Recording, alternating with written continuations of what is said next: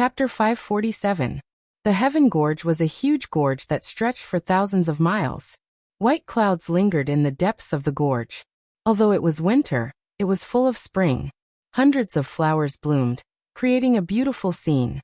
Between two huge mountain ranges, a majestic city stood in the middle of the mountains. The city was built with white jade bricks, looking solemn and solemn. The buildings in the city crisscrossed, and rows of cavalrymen wearing golden armors and riding on majestic war horses flew across the city, looking very busy. Hua hua. The warm wind made his cloak flutter.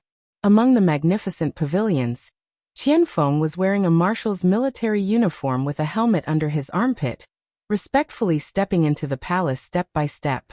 Marshal Qianfeng, you're here? The head of the royal guards greeted respectfully. Yes, the divine emperor summoned me, Qianfeng said. Go in. Yes. The doors of the hall slowly opened. It was dark inside. All the windows were sealed shut. When Qianfeng stepped into the hall, the doors behind him slowly closed. It was already dark inside, but Qianfeng's cultivation base was profound. He could judge the terrain by the aura and walked in. He suddenly knelt down on one knee and said in a deep voice, Subordinate Qianfeng pays respect to His Majesty God Emperor. In the darkness, strands of blood-red combat energy rose up, illuminating the person sitting on the throne. He was wearing a gilded cloak, and his face was hidden under the cloak. However, his voice was very loud and clear. He faintly said, The marshal has finally returned. How is the training going? Qianfeng said, I have just grasped the profound meaning of the Qiankuan battle technique. I still need some time to practice. Moreover, the armor demons are too clumsy. It is quite difficult to train them in battle techniques. I'll have to trouble you to train the troops, Marshal. Demon King's face was still hidden under the cloak. There are many outstanding cultivators in the celestial race, but the one who knows the most about the human army is still you, Marshal. Among the two marshals, Lei Chong is reckless. He can only lead the troops and not strategize. The future of the celestial race is in your hands, Marshal. Qianfeng cupped his fist and said, This subordinate will not disappoint you, Your Majesty God Emperor. In addition to the armor demons, this subordinate has also recruited the Sky Hunters in the Heaven Gorge. The Sky Hunters are of the same lineage as the high-level celestial race, but they are born with moon eyes and have excellent archery skills. They can hit the target from 200 meters away. They will be a great help to the celestial race. Demon King said, The Sky Hunters are originally the descendants of the celestial race. It is a great fortune for Marshal to let them serve the celestial race. Also, this subordinate has ordered the human craftsman to forge the giant crossbow and train a group of armor demons to learn how to use the crossbow. This kind of giant crossbow is about 2 meters long, and can only be used by the armor demons with great strength. The impact when shooting is strong. I believe it can break the human's arrow boxes. In addition, this subordinate has also ordered the human craftsman to mine and smelt iron to forge a large number of armors and shields for the armor demons. With the shields and the body defense, I believe that even the human's white diamond arrows will not be able to penetrate the defense of the armor demons. Good, very good. Demon King smiled faintly and said, Our celestial race has Marshal Qianfeng. I have nothing to worry about. Marshal, can you send someone to the human empire in Iha country to inquire about the situation? Qianfeng smiled faintly and said, This subordinate has been bribing the human spies to provide us with information. On the empire's side, they have established the Heavenly Book Pavilion to collect all kinds of heavenly books and strengthen the training of the army. They have added a lot of troops to the steel wall. On the Iha country's side, Long Qianlin and the others are still training the chained horses to deal with our armor demon army. Then what about Ning? Demon King suddenly asked. Qianfeng trembled all over and remained silent. Demon King's voice suddenly became much higher and sterner. He stood up and said in a low voice, Ning is my most beloved daughter. My poor Ning is still imprisoned in Lanyan City. Damn Lin Muyu and Feng Jixing. Blood-red doqi rose rapidly and hovered around Demon King. 8 blood-red vortexes slowly rotated around Demon King. A strong aura descended on the entire hall. Suddenly, Qianfeng was so oppressed that he almost couldn't breathe. Cold sweat poured down his body and his body trembled slightly. He knelt on the ground and begged for mercy with a pale face. Your Majesty! Your Majesty! Only then did Demon King realize that he had lost control of his emotions and immediately sat back on the throne. He withdrew all his aura and looked like an old man sitting in the dark. Qianfeng looked as if he had walked out of hell. He looked at Demon King while panting and said, Your Majesty has already stepped into the level of an 8-star demon master. I'm afraid you are already invincible in the world. Invincible in the world? Demon King couldn't help but smile and said, If I was really invincible, I would have gone to Lanyan City to save my Ning. With my current strength, I don't have the confidence to defeat Qin Han, who has dual martial souls. I still need some time to continue cultivating. Marshal Qianfeng, you can go now. Remember to send more troops to confront the steel wall and pressure the Qin Empire. Otherwise, they will neglect my Ninger. Yes, Your Majesty. Oh yes, go and take a look at the nest. I believe you will like the new species in the nest. Qianfeng was startled. He cupped his fists and said, Yes, I will go and take a look now. Go. I need to rest for a while. Remember to visit Jinger more often. She is your fiancée. Don't neglect her. Yes. Qianfeng turned around and left. However, his heart was in a mess. Qin Yin's beautiful face appeared in his mind. He couldn't help but shake his head to get rid of this horrible thought. Dang. The door of the temple closed again. Demon King Feng Yuan slowly lifted his cloak. An old face appeared under the dim light. He was hale and hearty. He said indifferently, Saint Sovereign, what do you think of Qianfeng? In the darkness, an old man in a black robe walked out and stood respectfully beside Demon King Feng Yuan. He said, Qianfeng is both brave and intelligent. He is a famous general of our celestial race. Didn't His Majesty decide to leave the Tongtian Gorge because of Qianfeng's appearance? But from what I can see, Marshal Qianfeng's mind is not on Her Highness Feng Jing. How can I not know? A trace of coldness flashed across the demon monarch's face as he said, But we are in need of manpower, so let's not bother about him. As long as Qianfeng is loyal to the god race and helps us conquer the Shattered Cauldron realm, it will be enough. Saint Sovereign smiled. Your Majesty is wise. How is the situation in the heaven domain? Saint Sovereign should be able to see something from the worm nest, right? The heaven domain. Saint Sovereign sighed and said, A war of gods has already broken out in the millions of star realms. The 7 luminaries demon emperor is very powerful. He has dozens of god emperors and hundreds of god kings who are good at fighting. All the gods in the celestial domain are already in awe of him. If they don't unite, I'm afraid the 7 luminaries demon emperor will eventually unify the heaven domain. But what? But the 7 luminaries demon emperor is ruthless and unreasonable. He doesn't follow the heavenly Tao. With his conquest, I'm afraid the god emperors of the sky beyond Avalon will be displeased. If the gods of the sky beyond Avalon join this war of gods, the outcome will be hard to predict. Is there any other situation? Yes. Saint Sovereign said respectfully. In the war of gods a few months ago, the dancing flame god king, Ouyang was defeated. Her godhead was stolen, and she fell to the lower realm with a broken body. Coincidentally, she landed in the Shattered Cauldron world and became a crippled god who lost her godhead. However, her strength is still not to be underestimated. When she was in the heaven domain, her cultivation was already very close to the god emperor realm. Now, in the Shattered Cauldron world, even without a godhead, she can still intimidate everyone. Demon King Feng Yuan squinted his eyes and asked with a smile, How is Ouyang current strength compared to Saint Sovereign's? Saint Sovereign smiled. Within 100 moves, I can kill Ouyang. Yes. The Demon King said faintly. This is Saint Sovereign's true strength. Sigh. It's just that I'm not strong enough. Otherwise, I would have gone to Lanyan City and brought Ninga home. Saint Sovereign cupped his fists and said, Your Majesty, don't let your emotions affect your decisions.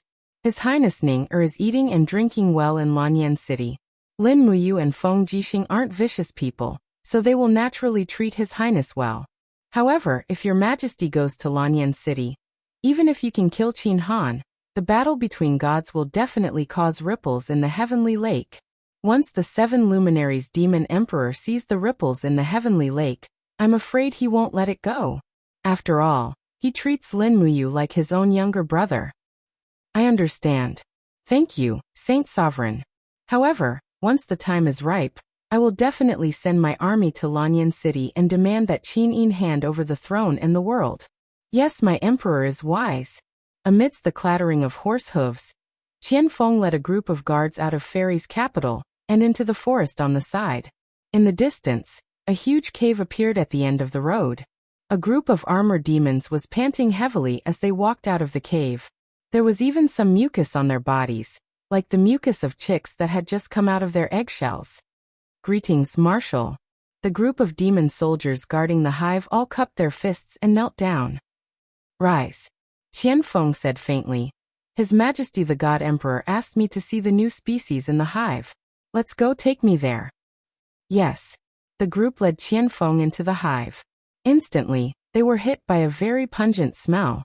Qianfeng couldn't help but frown. He looked forward and saw that the vesicles attached to the walls of the hive were slowly wriggling. One of the vesicles had already begun to crack, revealing an arm. It was the arm of an armor demon. At the same time, the bodies of winged people were slowly growing on the stone walls of the cave. Marshal, please look over there. Following the direction of Tsong Ren's finger, there was a jiejia sound in the air above the hive. A huge creature was twisting its huge body as it flew over. It was a giant snake at least 100 meters long with fish-like fins. It flew in the air and stared straight at Qianfeng with a ferocious expression. What is this? Qianfeng shuddered. Tsong Ren's face was full of pride as he said, "This is called a giant flying snake. An adult flying snake is 100 meters long and covered in scales. It's invulnerable and has a force field inside its body. When it opens its mouth, it can absorb energy and spit venom. Now, we have already bred more than 10 flying snakes, and there will be more in the future. These flying snakes can join the Marshal's army after a little training. Now, what do you think the Marshal will win against the humans?" Qianfeng looked up at the flying snake and gulped. He murmured, "This is like a monster. The end of the humans has really come." Chapter 548. Phew! In the cave, Feng Jixing suddenly exhaled a mouthful of turbid air. Faint golden Sanskrit characters slowly rotated around him. When he looked up, he saw that the dim cave had suddenly become brighter. It was as if the cave had been pierced through. Auspicious clouds surrounded the cave, and thousands of Buddhist lights shone down from the sky onto his body. The kindness of the common people and the Buddha heart seeped into his spiritual field, making him feel comfortable all over. Although Feng Jixing didn't truly study Buddhism, he who had kindness in his heart quickly comprehended the Buddha heart. Raising his head, he saw many gods and Buddhas standing in great numbers.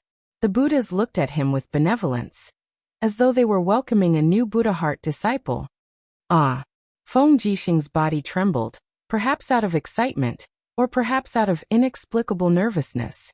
The next moment, the images of the Buddhas fell one by one, turning into Buddhist lights and entering Feng Jixing's body. Suddenly, everything turned dark.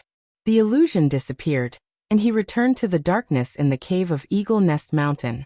Feng Jixing clicked his tongue in wonder, but he didn't know that he had already comprehended the Buddha's heart. But when he circulated his qi, the sound of Sanskrit resounded in his ears again. His body was enveloped by a layer of faint golden luster that condensed into the form of an arhat. He suddenly realized that he had already comprehended the 7th level of the Vajra protection technique. Arhat descent. Dong dong. Zhang Wei's voice came from outside the stone door. "General Feng, His Highness summons you to His Highness. There will be a court meeting this afternoon." "Oh, I'll be right there." Feng Jixing floated down from the rock and landed on the ground. After he opened the stone door, a dazzling ray of sunlight shone on his face, making him feel especially comfortable. The Arhat's descent technique around him had yet to completely dissipate, causing Zhang Wei to be dumbfounded. He said, "Commander Feng, you have comprehended the 7th level of Vajra's protection?" "That's right." Feng Jixing smiled and said, "The diamond protection divine art is indeed a unique art. It is very powerful. Zhang Wei touched his nose and said, General Feng, you must not tell Commander Yu about this. Why?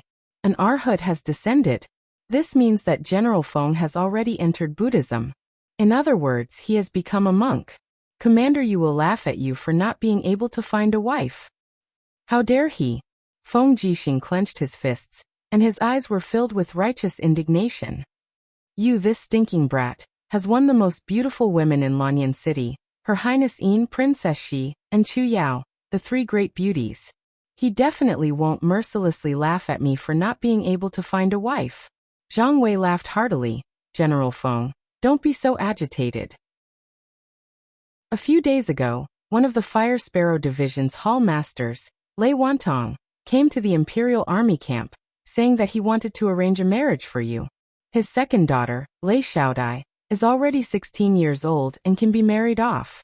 He said that if General Feng is interested, there is no harm in marrying Lei Xiaodai. It can also be considered a wonderful thing. Lei Xiaodai. Feng Jixing frowned and said, Is it that Lei Xiaodai who weighs 245 kilograms? I, Feng Jixing, will never compromise even if I have to be alone for the rest of my life. Zhang Wei, you don't have to say any more, or else you will be punished according to military law. Yes, Commander.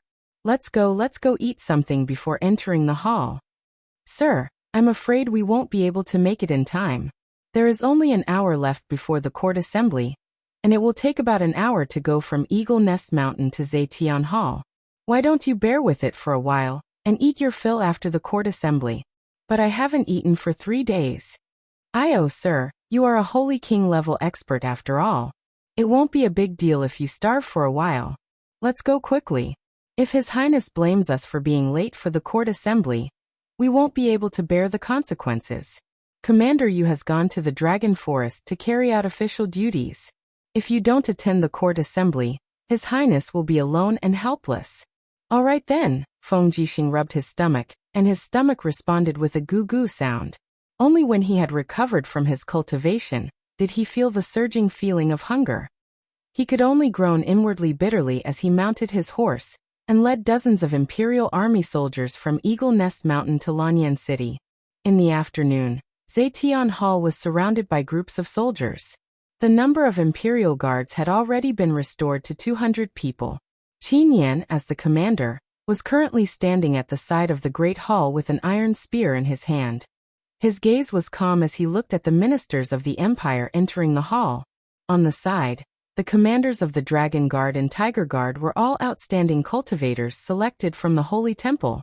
They stood extremely respectfully at Qin Yan's side. Qin Han lived behind the Zetian Hall. In reality, the Zetian Hall couldn't be any safer. The Imperial Guards guarding the Zetian Hall was nothing more than a formality at this moment. Right at this moment, Tang Lan walked up the stone steps step by step with the support of Tang Xiaoxi. He was already very old, and his cultivation was low. How could he withstand the torment of the passing of time? His aged face no longer had the arrogant and bossy air from before. Instead, there was more kindness and tranquility. Qin Yan cupped his fists. Paying respects to Your Highness, the Seven Seas King. Paying respects to Princess Shi. Tang Lan smiled and said, Good afternoon, Commander Qin Yan. Tang Xiaoxi said, Yan, has Mu returned to the imperial capital yet? Not yet. Qin Yan said, This time Big Brother said that he has to capture over 100 blazing black tortoises in the dragon-seeking forest before returning to Lanyan City. Over 100 blazing black tortoises aren't that easy to capture. Moreover, it's raining continuously. There's news from the dragon-seeking forest that the mountain is going to be sealed off by heavy snow. If that's the case, Big Brother can only return to the imperial capital when spring warms and the snow melts. Tang Xiaoxi pouted and said unhappily, How can it be like this?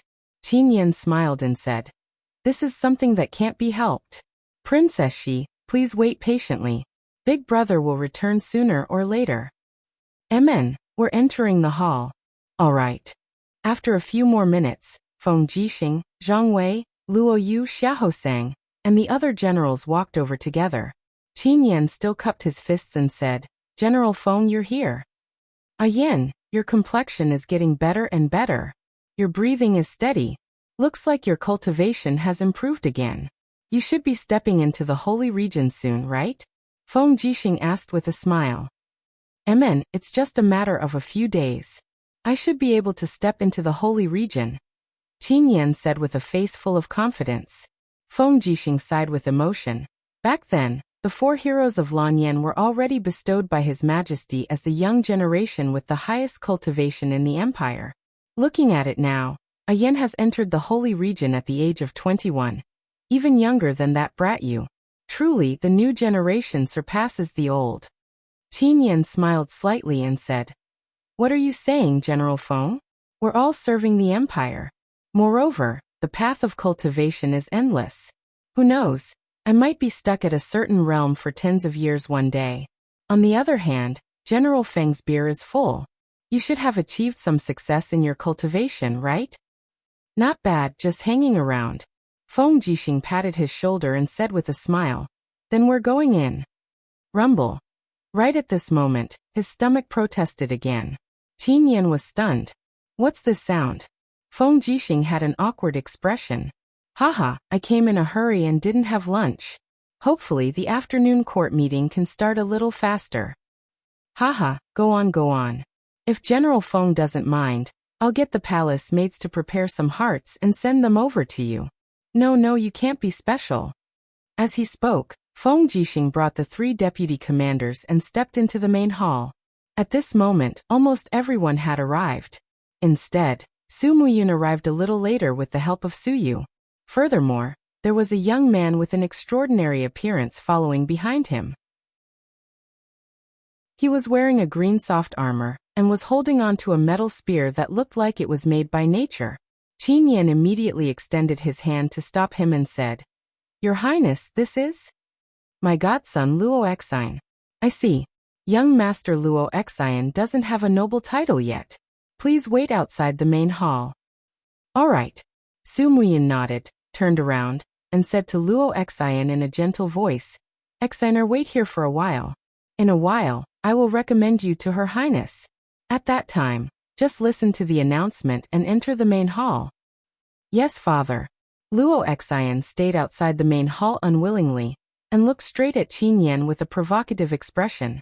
Qin Yan was born a martial arts fanatic. Although he was young, his cultivation wasn't ordinary.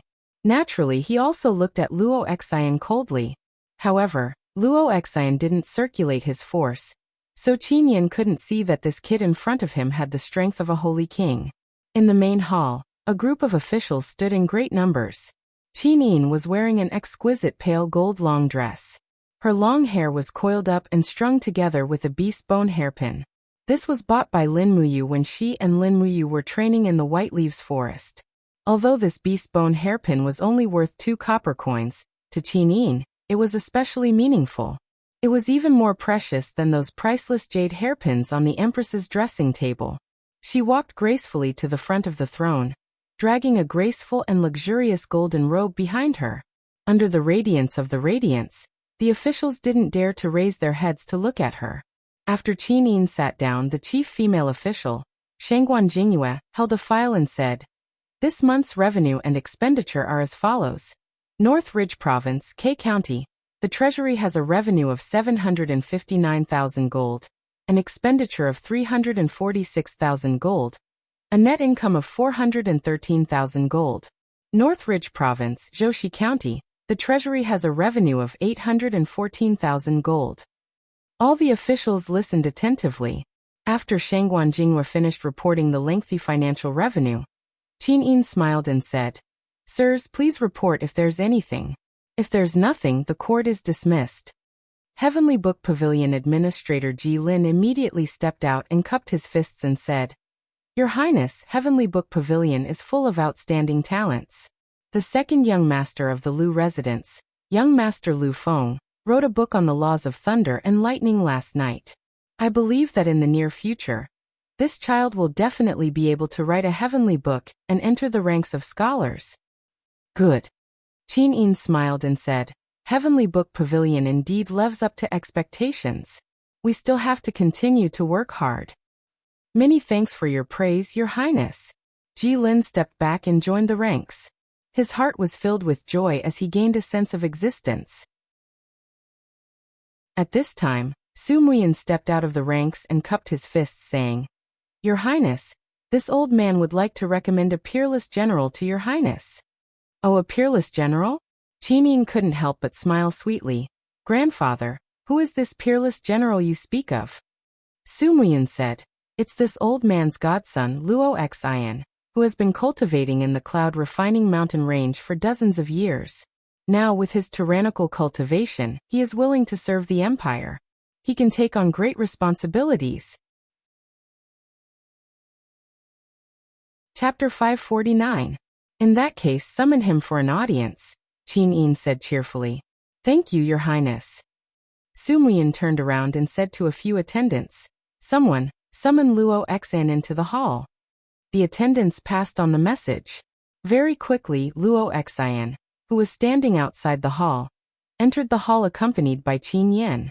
He wore a set of green soft armor, and the iron spear in his hand was confiscated by Qin Yin. He was not qualified to bring weapons into Zetian Hall. "Luo Xian greets Your Highness." After Luo Xian came to Su Muyun's side, he cupped his hands and bowed to Qin Yin. Immediately, Feng Jixing, Xiang Yu, and the rest were slightly displeased. A commoner entering Zetian Hall was actually not allowed to kneel. Did Su Muyin not teach him? Cough cough. Su Muyin looked at Luo Xian and said in a low voice, "Greetings, Empress. You must kneel." Luo Xian hesitated for a while before slowly kneeling down and said, "I, Luo Xian, greet Your Highness." Qin Yin raised her hand and said, "You may rise. I heard that you are my grandfather's adopted son, so you are considered my uncle. Luo Xian, since grandfather recommended you as a general, then I will test you on the spot. Please enlighten me, Your Highness." Among the military books that have been passed down for a long time in the empire, Xiang Wentian's 9 Scrolls of Victorious Tactics is the most famous. Have you read it before? No. Luo Xian cupped his fists and said, "Then what about positional warfare? You should have heard of the Qianquan tactics, the invigorating army tactics, and the horned dragon tactics, right?" "No, I haven't," Luo Xian said calmly. Qin Yin was a little stunned. She looked at Su Muyun and said, "Grandfather, did Xiao Yin's uncle not learn any military books?" Su Muyun cupped his fists and said, "Your Highness, although Luo Xian is not proficient in the art of war, he is very strong and is worthy to be the commanding general. I dare say that there are not many generals in this hall who are Luo Xian's match." Oh. Qin Yin's interest was piqued. She smiled and said, "Luo Xian, what have you learned?" "I will follow master and cultivate the purple dragon incantation and purple dragon spear technique." Luo Xian's eyes were filled with pride as he said, "Since my adoptive father recommended me as a general, I will not disappoint him. If Your Highness doesn't believe me, you can order the other generals to challenge me. If I lose, I will immediately leave Lanyan City and be too ashamed to hold any military position." "Isn't he too arrogant?" Tang Xiaoxi frowned. Xiang Yu frowned. He could sense that Luo Xian's aura was very strong, but he did not know exactly how strong it was. Su Muyin cupped his fists and said, "If Your Highness wishes to see Luo Xian's cultivation, you can move to the open space outside the hall to watch the duel." "All right." Qin Yin nodded. "Move out of Zetian Hall." The cold wind howled in the harsh winter, causing Qin Yin's golden robe to flutter violently. She was escorted by a group of guards and female officials to the outside of the hall. A group of generals also surrounded the square, and the imperial guard stood guard outside. Luo Xian stood in the center with his iron spear in hand. He cupped his fists and said, "All the generals can come and challenge me. Luo Xian can fight 10 people in a row." Bullsh *T. Zhang Wei had a bad temper. He unsheathed his sword and said, "I'm afraid the first person will be able to defeat you. You pale-faced boy, eat my sword." Swoosh. The blade of the sword cut through the wind, and flames enshrouded the sword. Zhang Wei had been cultivating with Feng Jixing for many years. Although he could not catch up to Lin Muyu and Feng Jixing's realm, he could be considered an expert in the imperial court. Looking at the momentum of Zhang Wei's sword, Luo Xian could not help but smile faintly. She kicked the tip of the iron spear with her left foot, and with a bang, the iron spear was already in her hand. The tip of the spear was pointed at Zhang Wei's sword from afar. With a clang, sparks flew everywhere. A faint fighting energy shook the square, and Zhang Wei's sword was directly sent flying. Bastard! Zhang Wei flew into a rage out of humiliation. He swung his iron fist, and the power of his martial spirit danced around his fist. It was the fiery soul fist. The corner of Luo Xian's mouth curled up. With a clang sound, the handle of the long spear pierced into the bricks. She leaped forward, and with a single arm, a faint purple dragon martial spirit lingered around it. The moment she came into contact with Zhang Wei's fist, she turned her fist into a palm. Pung! An energy shockwave spread out, but Zhang Wei's fist was caught by his opponent. No matter how hard he tried, he could not shake it off. Luo Xian's face was full of smiles. She moved forward, and with a cross of her hands, she slammed into Zhang Wei's chest. Pung! Zhang Wei was sent flying, and he spat out a mouthful of blood.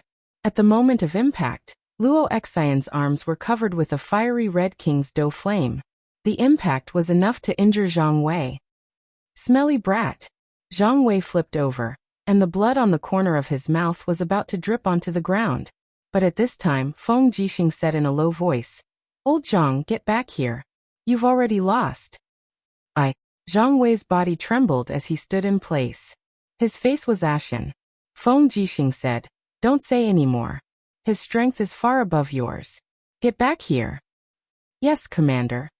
However, only a few people saw the king's dough flame that Luo Xian displayed in the blink of an eye. Feng Jixing and Xiang Yu were both Holy King realm cultivators, so they could naturally capture this detail. Anqin Yin and Tang Xiaoxi, whose cultivations weren't low, also saw it. Luo Xian stood proudly in the field and said indifferently, "So the deputy commander of the Imperial Guard, the great captaincy, only has this ability. Who else is there? Feel free to try." Feng Jixing looked at Xiang Yu from afar and said, "Marquis Pingnan, as the descendant of a famous general, is even praised by the army as the empire's god of war. Don't tell me you don't want to test this little General Luo Xian's strength?" Xiang Yu looked coldly at Feng Jixing and said, "General Feng, as the Marquis of Yunzhong and the commander of the Imperial Guard, you are the most suitable person to challenge this little General Luo Xian." Pei. Feng Jixing secretly spat. This bastard Xiang Yu clearly doesn't have confidence in Luo Xian's victory.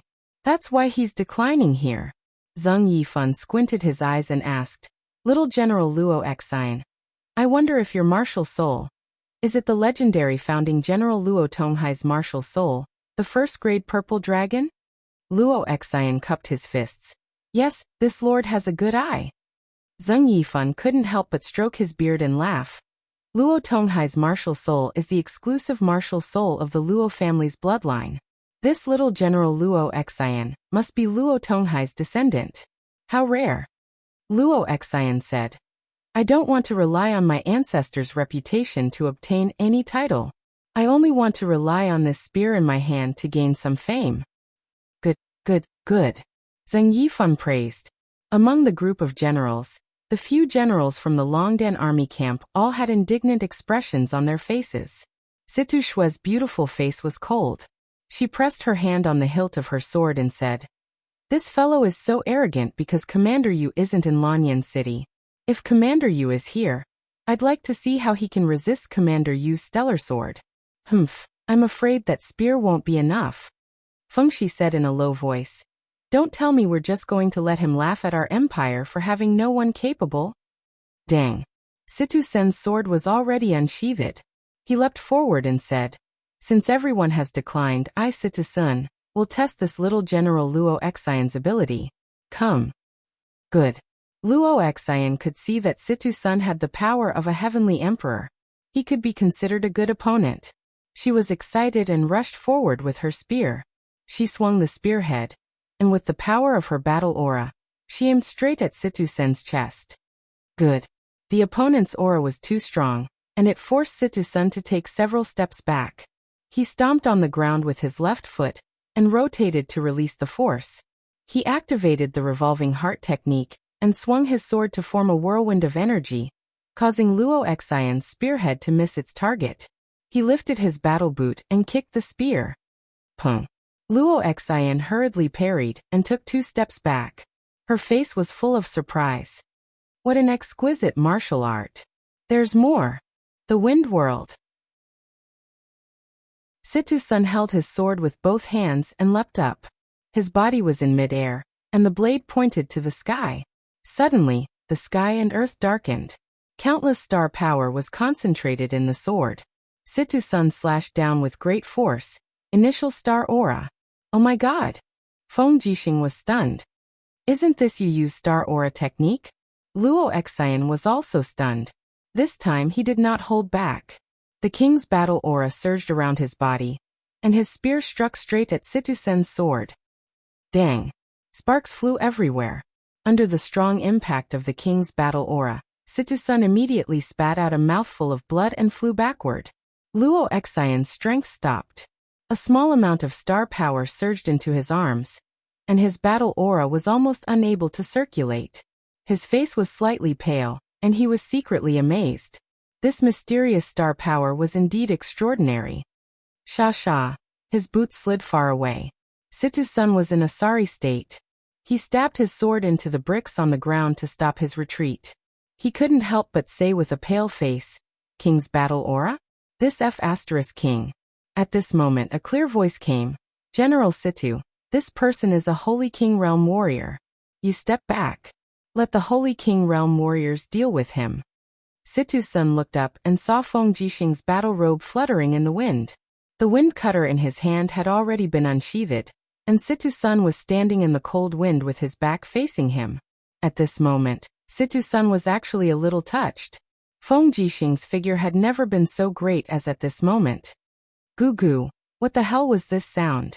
Situ-sun was puzzled. Swoosh swoosh. The Law of Wind's King's battle aura rapidly danced around his sword. Feng Jixing smiled slightly and said, "Imperial Guard Commander Feng Jixing, may I be so bold as to ask Little General to give me some pointers?"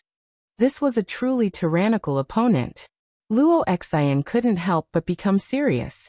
She raised her spear with both hands, and a fierce wind blew around her. The purple dragon martial soul clearly lingered around her body. Her aura and domain instantly rose to the peak. Pung pung pung. The surrounding floor tiles cracked and exploded one after another. The collision of the 2 great experts' domain pressure was already shocking enough before the 2 great experts even made a move. Everyone retreated to avoid being accidentally injured by the flying rocks. "Your Highness, be careful," Shangguan Jinghua hurriedly said. Qin didn't say a word. She spread out her saint domain and formed an invisible wall 2 meters in front of her. Dang dang dang. All the flying rocks were blocked. Tang Xiaoxi stood in front of Tang Luan to protect her. Her beautiful dress fluttered even though there was no wind. A scorching wind wall appeared in front of her, and the flying rocks instantly turned into ashes when they hit the wind wall. The leader of the 4 heroes of Lan and Yan, Feng Jixing. Luo Xian's face was full of a sneer. "I will defeat you." Chapter 550. The flame wolf howled, and lightning soared into the sky. In the blink of an eye, Feng Jixing's figure could no longer be seen on the plaza of Zetian Palace. All that could be seen was the raging wind and the soaring lightning around him. Everyone, including Qin Yin and Tang Xiaoxi, had no choice but to retreat. Feng Jixing's cultivation had improved by leaps and bounds over the past 2 years. No one had ever seen him use his full strength. Good fellow. Luo Xian squinted her eyes. She was not intimidated by Feng Jixing's aura. The purple dragon martial spirit soared into the sky, like a divine dragon spiraling in the sky. Amidst the resplendent rays of light, traces of lightning soared into the sky. Like Feng Jixing, Luo Xian also cultivated the laws of lightning. However, Feng Jixing cultivated wind, lightning, and fire, while Luo Xian only cultivated the laws of lightning. Amidst the raging wind, a saber light swept over. Feng Jixing had already made his move. Scorching golden sand. A strand of fiery saber chi rushed over. Before it even reached Luo Xian's face was already burning hot. Dragon lightning breakthrough. Luo Xian roared angrily. Her spear pierced out, bringing with it a strand of vast lightning energy. The spear light actually transformed into a dragon-shaped lightning bolt that tore apart the windstorm that Feng Jixing had condensed. Dang! When the blade of the spear collided with the wind cutter saber, Feng Jixing's face was filled with battle intent. Wielding the saber with both hands, he swept it forward, causing Luo Xian's spear to lose its aim. He raised his battle boots and kicked out with a combination of fire, lightning, and wind. Desert Gale. Good timing. Luo Xian actually laughed heartily. She suddenly raised her body and dodged Feng Jixing's sharp kick. Just as Feng Jixing's powerful kick flew past, Luo Xian flipped over and swept her leg toward her opponent's lower body. The power of the purple dragon was contained in her battle boots, shattering the stone tiles on the ground. The strength of this kick was definitely not weak. Feng Jixing leaped into the air, and the image of the purple electric flame wolf's head appeared on his blade. He then slashed down at Luo Xian from high above. Luo Xian stood up and slowly spread her legs apart. She lowered her center of gravity and raised her spear with both arms.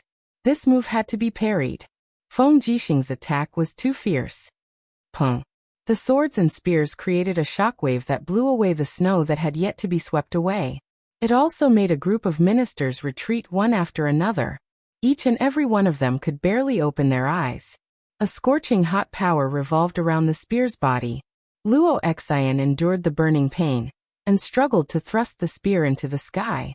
In an instant, the sky was filled with the phantom images of the spear, making it difficult to distinguish the real from the fake. Unable to land on the ground, Feng Jixing could only rely on his battle flames to balance himself. He held his saber in front of his chest and unleashed his ultimate technique, Blade Dance. Ding ding dang dang dang sounds rang out in the air. The wind cutter saber's blade radiance continued to descend onto the ground, leaving terrifying blade scars on the ground. Most of the blade chi landed on Luo Xian's battle armor, and the scales condensed by the purple dragon martial soul were being disintegrated inch by inch. At the same time, the spear radiance that was imbued with the purple dragon's light also struck Feng Jixing's body. Buzz buzz buzz. A series of Buddhist chants swept across the earth.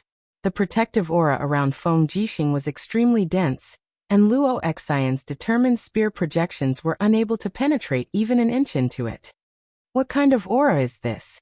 Instead, it was Luo Xian's arms that felt numb from the shock. He was filled with suspicions as he concentrated all his strength on the spearhead and struck towards Feng Jixing's chest. Bam! The rebound force from the protective aura sent Luo Xian flying, and Feng Jixing was finally able to land on the ground. He gathered his battle flames again, and charged at his opponent with a roar. The power of his saber soared into the sky, and he slashed out with his saber, creating a storm. Heaven-devouring demonic saber. A chill ran down Luo Xian's spine, and he actually felt timid. That's right, he had a premonition that he was going to lose. But he couldn't lose face here. Ha! Luo Xian stabbed his spear into the ground and raised his palms. A purple dragon poured into his body, and his battle flames formed a shield. He was actually using his palms to block Feng Jixing's saber projections. Bam! The floor tiles were torn to shreds, and a third of the plaza was destroyed in an instant. Luo Xian stood where he was, looking battered and exhausted. The soft armor on his body had been sliced to pieces by the blade light, revealing the powerful muscles of his upper body. Although it was winter, his body was covered in sweat, and steam rose from his body.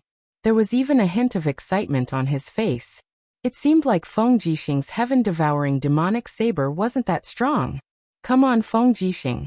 Show me what you've got. Luo Xian laughed loudly, and the purple dragon martial spirit around him roared endlessly. The more he fought, the more courageous he became. Feng Jixing's arm that was holding the saber was trembling slightly, and his face was ashen. The only reason he couldn't attack in a hurry was because of his stamina. His stamina was running out, and he couldn't use the king's battle flames and the protective aura of the diamond. General Feng, what's wrong? Situ Shui couldn't help but ask. I'm fine. Feng Jixing waved his hand as he complained in his heart.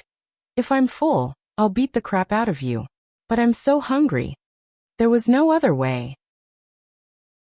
For the sake of the imperial army and the empire's reputation, he had to fight.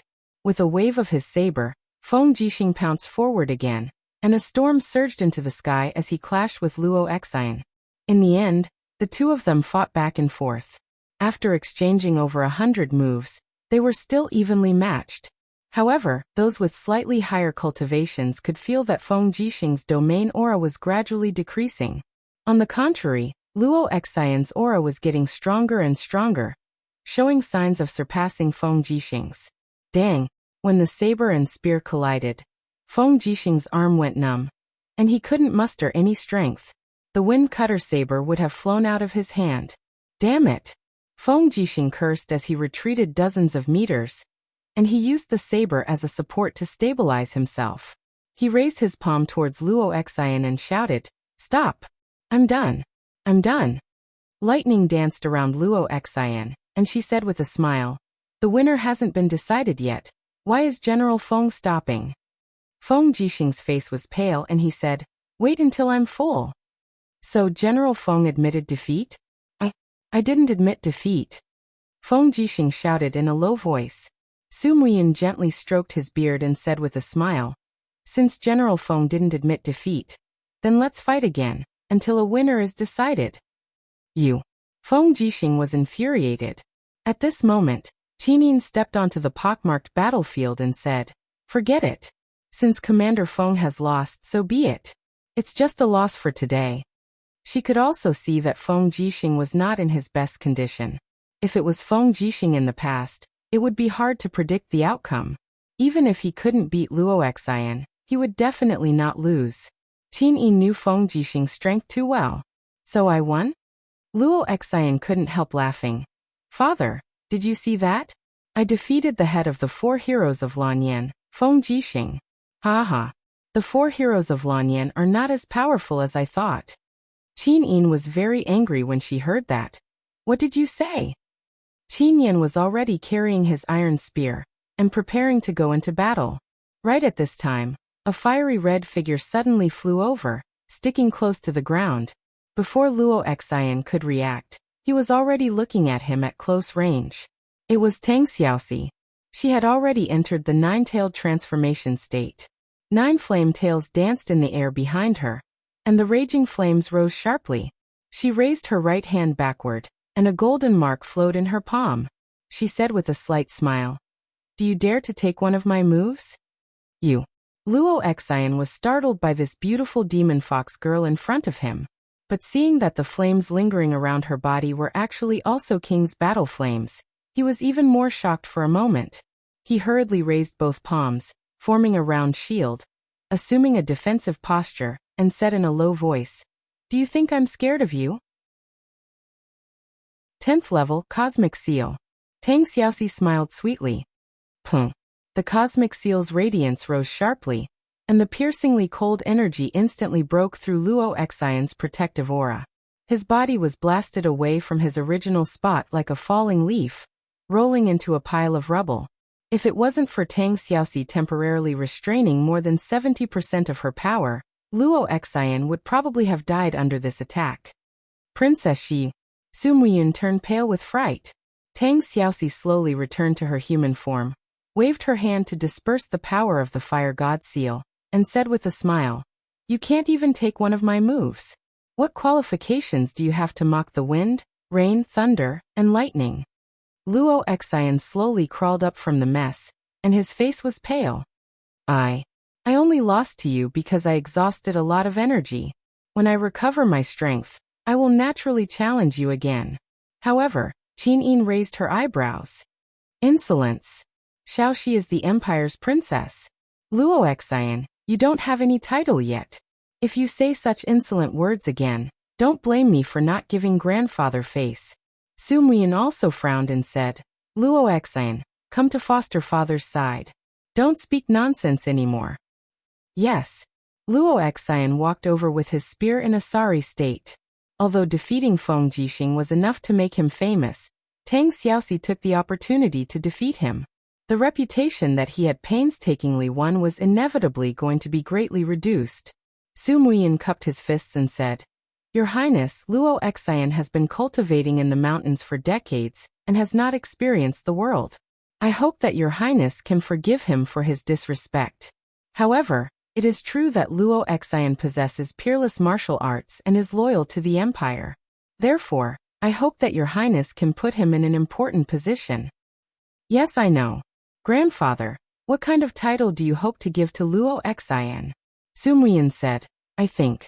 I want to let Luo Xian lead the Iron Blade Army in Yunzhong province, starting from the rank of Chiliarch. When he has a certain level of commanding ability, I will hand over the Iron Blade Army to him. After all, Grandfather is old and can no longer lead thousands of troops. If Your Highness doesn't mind, please bestow the title of Marquis to my godson. Ah! Qin Yin was stunned. Situ's son, who was not far away, laughed and said, Your Highness, do you know how long it took for Commander Lin Miyu to rise from a low-class noble to Marquis Yinling? It took a full 4 years, and he used the achievement of drowning 70,000 armored demons in exchange for the title of Marquis Yinling. Moreover, he is the godson of the former emperor. May I ask? Luo Xian has not made any contributions, so what right does he have to be conferred the title of Marquis? Su Muyin's face instantly fell. Qin Yin smiled and walked forward. She held Su Muyin's arm and said sweetly, Grandfather, let's talk about conferring the title of Marquis in the future. Since Luo Xian has already joined the Empire's army, there will be plenty of opportunities for him to make contributions in the future. For now, let's give him the position of Chiliarch and the status of a 4th-class noble. What do you think, Grandfather? Since the Empress had given him a way out, Su Muyin naturally wouldn't refuse. He smiled and said, Yes, I will listen to Your Highness's arrangements. Chapter 551. In the early morning of the dragon-seeking forest, snow filled the sky by the Cloud Dragon Lake. The temperature was getting colder and colder, so much so that many soldiers had already fallen ill from the cold. Smoke rose from the chimneys of the tents by the lake, and the people of the Spiritual Fire Department were boiling medicinal soup to ward off the cold. Outside the tent, a group of flaming black tortoises were squeaking and crawling on the snowy ground. They were like large dogs, and they would spit out mouthfuls of flames as a show of force. These were all tamed flaming black tortoises. Although they had already fused with the Divine Temple staff of the beast-taming department, the degree of fusion was not very high, and they still maintained an extremely violent temperament. Rustle, rustle, snowflakes danced in the air and landed on her shoulder armor. Lin Muyu leaned on her astral sword and looked at the group of blazing mystic tortoises. She frowned and asked, What's wrong with them? Wei Chou crossed his arms and said, They're hungry. These flaming black tortoises were planning to sleep for the entire winter, but we woke them up. That's why they're complaining that they're hungry. My lord, we need to find food for these flaming black tortoises. Otherwise, I suspect they'll break free and become wild spiritual beasts again. Lin Muyu nodded. Looking at the frenzied flaming black tortoises, it was indeed very likely that they would break free and betray the alliance. They had to think of a solution as soon as possible. However, all the bloodthirsty tigers within a radius of several dozen kilometers had been killed. Furthermore, ferocious beasts roamed the area. Wild boars, rabbits, badgers, and muntjac, which did not have strong offensive power, would not appear. The flaming black tortoises were not to be trifled with. They wanted to eat meat, so food would be a huge problem. After a quick count, the Longdan army camp had already tamed 97 flaming black tortoises. They were only 3 away from 100, and they were almost done. In order to prepare for future losses in the war, it would be best to capture a few more. It seemed like they would have to spend another day by the Cloud Dragon Lake before returning to Lanyan City. Furthermore, this weather, Lin Muyu looked up at the heavy snow flying all over the sky and couldn't help sighing. It was estimated that the heavy snow had blocked the mountain. It was really difficult to go back to Lanyan City. Now she needed to consider the fodder for the horses and the food for the winter. Bai Yin quietly appeared beside him and said, Commander, even if we want to pass the winter, we shouldn't do it by the Cloud Dragon Lake. There's a shortage of food here. We should enter the mountains and find a place to hide for the winter. Then, We can search for provisions and food for the winter. Let's catch 100 blazing black tortoises first. Yes. After the sky was completely bright, the team set off. As usual, Lin Muyu used the spirit meridian technique to find the habitat of the blazing black tortoises.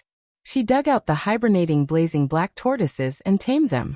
While a group of soldiers from the Longdan army camp were digging with shovels, Wei Chou had already led a group of people to break the ice of the shallow waters of the Cloud Dragon Lake. They started to break the ice and catch fish to feed the captured blazing black tortoises. These black tortoises had a huge appetite. In just 3 days, they had almost finished all the meat they had brought. The people from the Divine Temple naturally didn't fish like fishermen. Wei Chou held a longbow in his hand and stepped into the ice-cold lake with his combat boots. He closed his eyes and felt the movement of the fish in the mud. He tied a string to the tail of the arrow and pulled back a fat fish with every arrow he shot. Other than Wei Chou, there were even more people stabbing in the water with their spears and harvesting a lot. The hibernating fish were thrown onto the snowy ground, causing a group of blazing black tortoises to fight over them. However, not long after, there was a sudden howl. A soldier from the Longdan army camp was suddenly dragged into the water by something. Blood surged in the lake amidst the howl, and there were sounds of ice breaking in the distance. There's something under the water. Wei Chou turned pale with fright. He hurriedly drew his longbow and shouted, "Everyone come ashore! Everyone come ashore!" Hiss hiss. A long hissing sound came from the lake. Amidst the loud bangs, a half-meter thick layer of ice shattered, and a huge creature crawled out of the water. Its body was covered in indigo scales, and it had a ferocious head swaying in the air. On the other hand, it had 8 long and sharp blade-like arms. The blade-like arms were stained with the clothes of the dead soldiers of the Valiant Dragon Battalion. This was none other than a 4,500-year-old frost-armored horned dragon. Bastard! Wei Chou was enraged. He raised his hand and shot an arrow. The arrow pierced through one of the frost-armored horned dragon's arms with a paw. Blue blood gushed out. Unfortunately, it couldn't seriously injure the frost-armored horned dragon. The power of an arrow was too insignificant for a huge creature like the frost-armored horned dragon. Frost-armored horned dragon? Lin Muyu was taken aback as well. She hurriedly flew over and suppressed the frost-armored horned dragon's violence with her Saint Realm aura. She then shouted, "Wei Chou, don't kill it yet. Someone, come and try to tame this frost-armored horned dragon." As she spoke, the golden gourd vines rose from the shallow mud and bound the frost-armored horned dragon's head and 8 lethal arms. The frost-armored horned dragon was the overlord of the water and had a violent temperament to begin with. It roared madly and kicked its 4 legs in the water with all its might. But how could it break free from the restraints of a holy king like Lin Muyu? "Let me do it." Wei Chou walked forward with a frosty expression. He abruptly smashed his fist into the frost-armored horned dragon's ugly skull, venting its anger at the fact that it had killed its subordinate. Wei Chou couldn't help but feel apprehensive when he felt the intense pain from his fist. The frost armor on the frost-armored horned dragon's body was indeed extremely hard. No wonder the white drill arrow was unable to cause any damage to it. Slowly opening his palm, Wei Chou activated the psychic art. He quietly tried to communicate with the frost-armored horned dragon. After a few seconds, his eye was filled with ferocious waves. Wei Chou trembled all over. He could feel the hunger, violence, and fear of the frost-armored horned dragon. Humans were afraid of the frost-armored horned dragon, but the frost-armored horned dragon was equally afraid of the humans who traveled freely on land. It was precisely because of this that the frost-armored horned dragon would recklessly attack humans. After nearly a minute, the frost-armored horned dragon finally calmed down. Its head drooped beside Wei Chou's shoulder, and its blue eyes blinked as it looked at Wei Chou, Lin Muyu, and the others.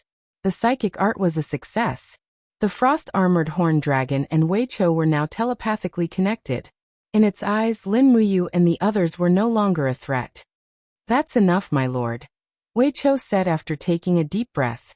Lin Muyu waved her hand and the golden gourd vines turned into martial spirit energy and dissipated in the air. The huge frost-armored horned dragon wriggled its 4 sturdy legs and followed Wei Chou onto the land. Even though it was moving very slowly, it had proven that the frost-armored horned dragon could survive on land. It was just that its combat strength was greatly reduced.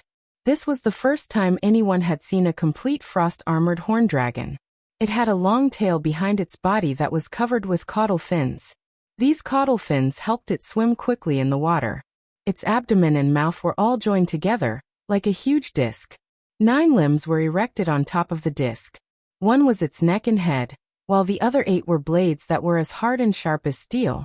Bain tightened his cloak to ward off the cold and said, "My lord, this frost-armored horned dragon has very limited combat strength on land. With its slow speed, I suspect that it might not even be a match for an armored demon in a one-on-one fight." Lin Muyu shot a glance at the frost-armored horned dragon and said, "Its true battlefield is underwater. Bain, you haven't experienced the Battle of the Padeo River, so you don't know that the demon race has an army called the Mastiffs. The demon race's navy is much stronger than ours.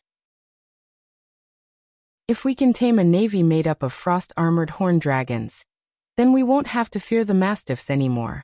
"Yes, my lord. I admire your foresight." After Wei Chao's soul fused with the first frost-armored horned dragon, it wasn't difficult to capture others. Using the signal emitted by the first frost-armored horned dragon, one after another frost-armored horned dragons appeared on land. They were captured and tamed one by one. After an entire day, Lin Muyu's expeditionary force captured over 20 blazing black tortoises and 50 frost-armored horned dragons. Mission accomplished. However, the frost-armored horned dragon was also a carnivore, and its appetite was enormous. This made food even more of a problem. After nightfall, Wei Chou guarded the camp while Lin Muyu led 100 people out on horseback to hunt. It wasn't until late at night that the sound of hooves could be heard from the shore of the Cloud Dragon Lake. The hunting party had returned. The warhorses dragged the carcasses of wolves, wild boars and chamois. Wei Chou beamed at the sight. "That's great. My lord, this food is enough for us to eat for 2 days." Lin Muyu couldn't bring herself to smile. She brushed off the snow on her shoulders and said, "We've brought back all the prey within a 30-kilometer radius. We'll be leaving the Cloud Dragon Lake tomorrow morning. We're almost done with all the food here." Yes. The next day, the snow finally lessened. Early in the morning, after eating their fill, the 500-strong party slowly left the Cloud Dragon Lake. They brought along 120 blazing black tortoises and 50 frost-armored horned dragons. This was a fruitful trip. The frost-armored horned dragons moved very slowly on land. Their 4 legs crawled on the ground, but their tails swayed back and forth as if they were swimming in the water. It looked very stupid, but there was nothing they could do. They could only walk at their own pace. It was already not bad if they could cover 100 kilometers in a day. They moved slowly like this. In the blink of an eye, 5 days had passed. The party arrived at the mountain range at the edge of the dragon-seeking forest. However, the snow had already sealed off the path they came from. Nearly 5 meters of snow blocked the 5-kilometer-long valley, making it impossible for the party to advance any further. "Are we really going to wait for spring to come in the dragon-seeking forest?" Wei Chou said helplessly. Bain said, "Perhaps. Otherwise, what else can we do? Unless the gods descend to the world and bring spring back to all living things." "Bring spring back to all living things." Lin Muyu remained silent. "My lord, do you have a solution?" Wei Chou asked. Lin Muyu nodded happily. "Bai Yin's words have reminded me. Let's set up camp here tonight. We can return to Lanyan City after the snow melts tomorrow morning." "Oh, why would the snow melt?" Wei Chou raised his head to look at the fine snow drifting in the air. It was freezing cold all around him. He smiled bitterly and said, "I'll thank the heavens if the snow doesn't get thicker and thicker." At that moment, Lin Muyu took out a steel sword from her cosmos sack. With a light flick of her wrist, she activated it. Whoosh! An indigo ray of light shot into the sky. The energy of the world had already been activated. It was the medium-quality heavenly tome of the law of life that Lin Muyu had obtained from killing the ghost general in the forest of heavenly tome monoliths. With the activation of the heavenly tome, a ripple swept through the entire valley. The temperature rapidly rose, and the sound of snow melting could be heard. Wei Chou, Bain, and the others were all dumbfounded. None of them could say a word. Chapter 552. Yunzhong Province. The sound of horses' hooves echoed in the valley. This was the garrison of the Yunzhong Province's Iron Blade Army, but it was also very close to Cangnan Province's Wugu City. As the sun rose, the morning light shone on the cavalryman's armor, giving off a mesmerizing glow. There were 4 people standing on the platform. They were Su Muyun, Su Yu Su Long, and Luo Xian, who had just joined the Iron Blade Army. At this time, Luo Xian was wearing a silver robe that was specially made. His white robe was fluttering in the wind, and he was holding an iron spear in his hand. This is the Iron Blade Army. Su Muyin squinted his eyes and said, one of the most elite cavalrymen in the empire.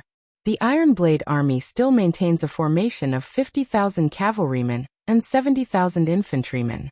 In terms of numbers, they are one of the best in the empire. Ayu has improved the weapons and shields used by the Iron Blade Army many times in the past 2 years to increase their fighting power, but the Iron Blade Army is no longer the strongest army in the empire. Luo Xian was stunned. Such a strong Iron Blade Army is still not the strongest in the empire? Then who is? Currently, the publicly acknowledged strongest army in the empire is Lin Muyu's Valiant Dragon Army. There are a total of 60,000 of them, and their equipment is second to none in the continent. Their military strength is also witnessed by everyone. Su Yu smiled faintly and said, the Brave Dragon Battalion defeated the 1st Demon Legion at the Wildfire Plains with almost negligible losses, forcing the 1st Demon Commander, Qianfeng, to return in defeat.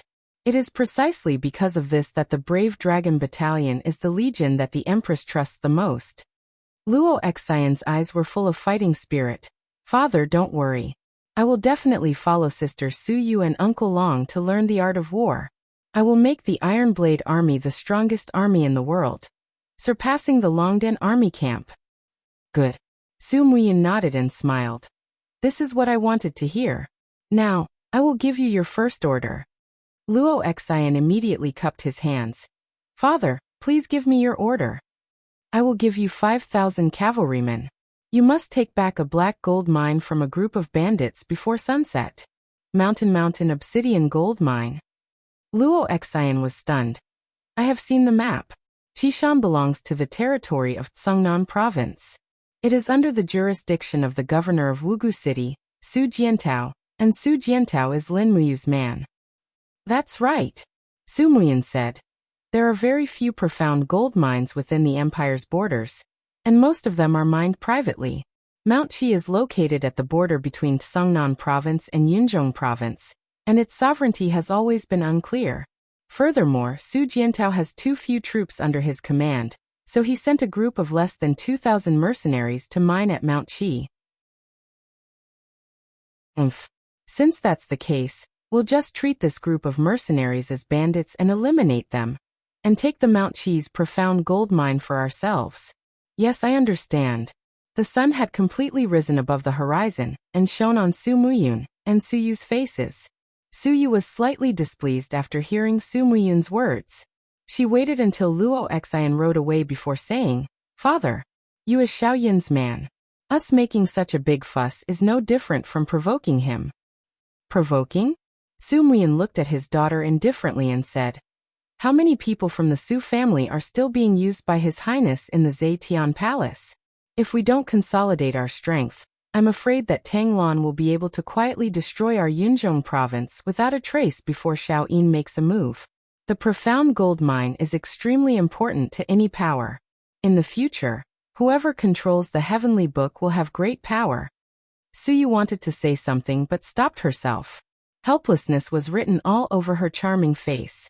3 days later, after tossing and turning, Lin Muyu's 500 men finally returned to Lanyan City. Situ Sun and Situ Shui led 5,000 men from the Longdan army camp out of the city to welcome them. When they saw a group of frost-armored dragons and blazing black tortoises, they were immediately shocked. Commander, is this the legendary frost-armored dragon? Situ Sun held the hilt of his sword and looked at Wei Chao's spirit pet with caution. Huff! Huff! The frost-armored dragon seemed to have sensed Situ Sen's hostility.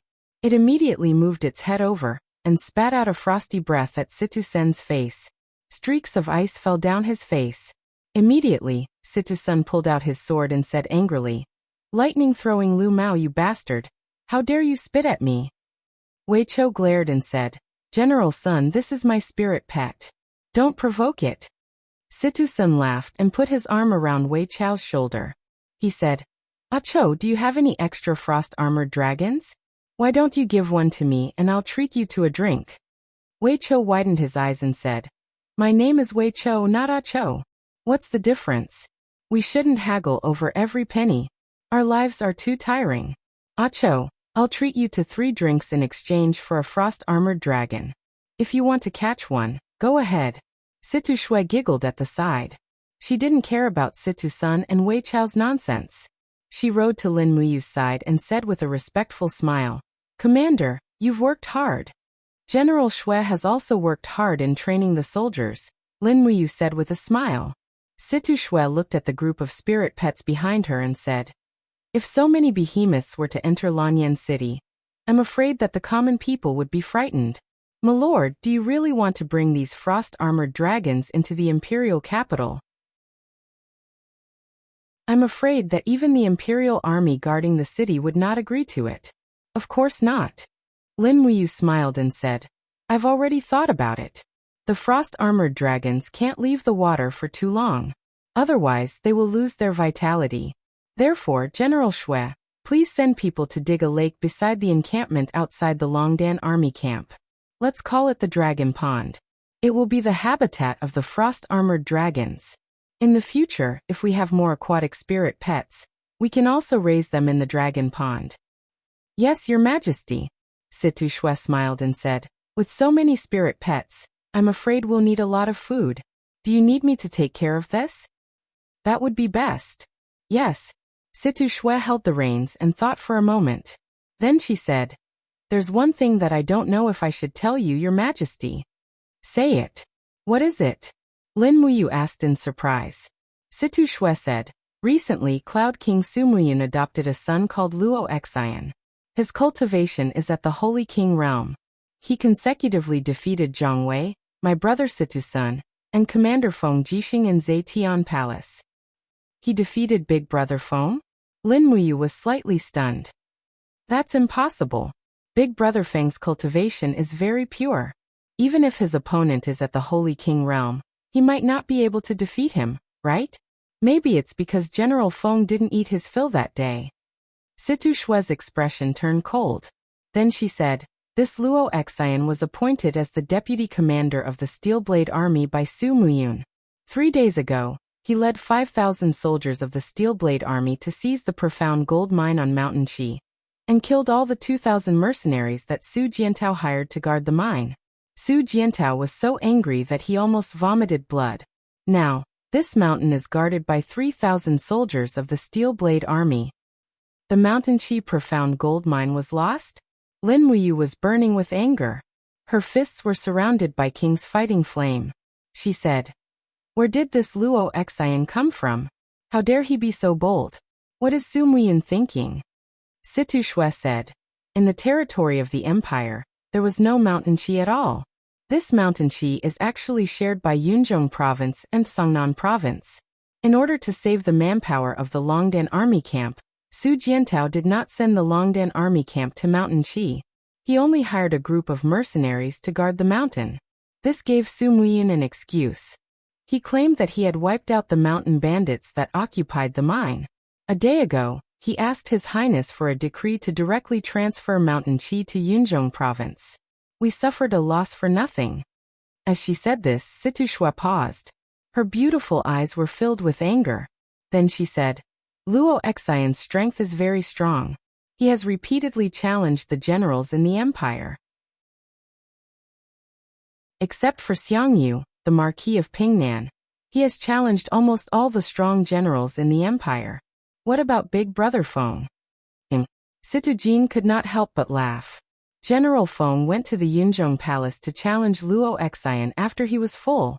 However, Luo Xian closed the door and refused to fight. He avoided General Feng's challenge time and time again.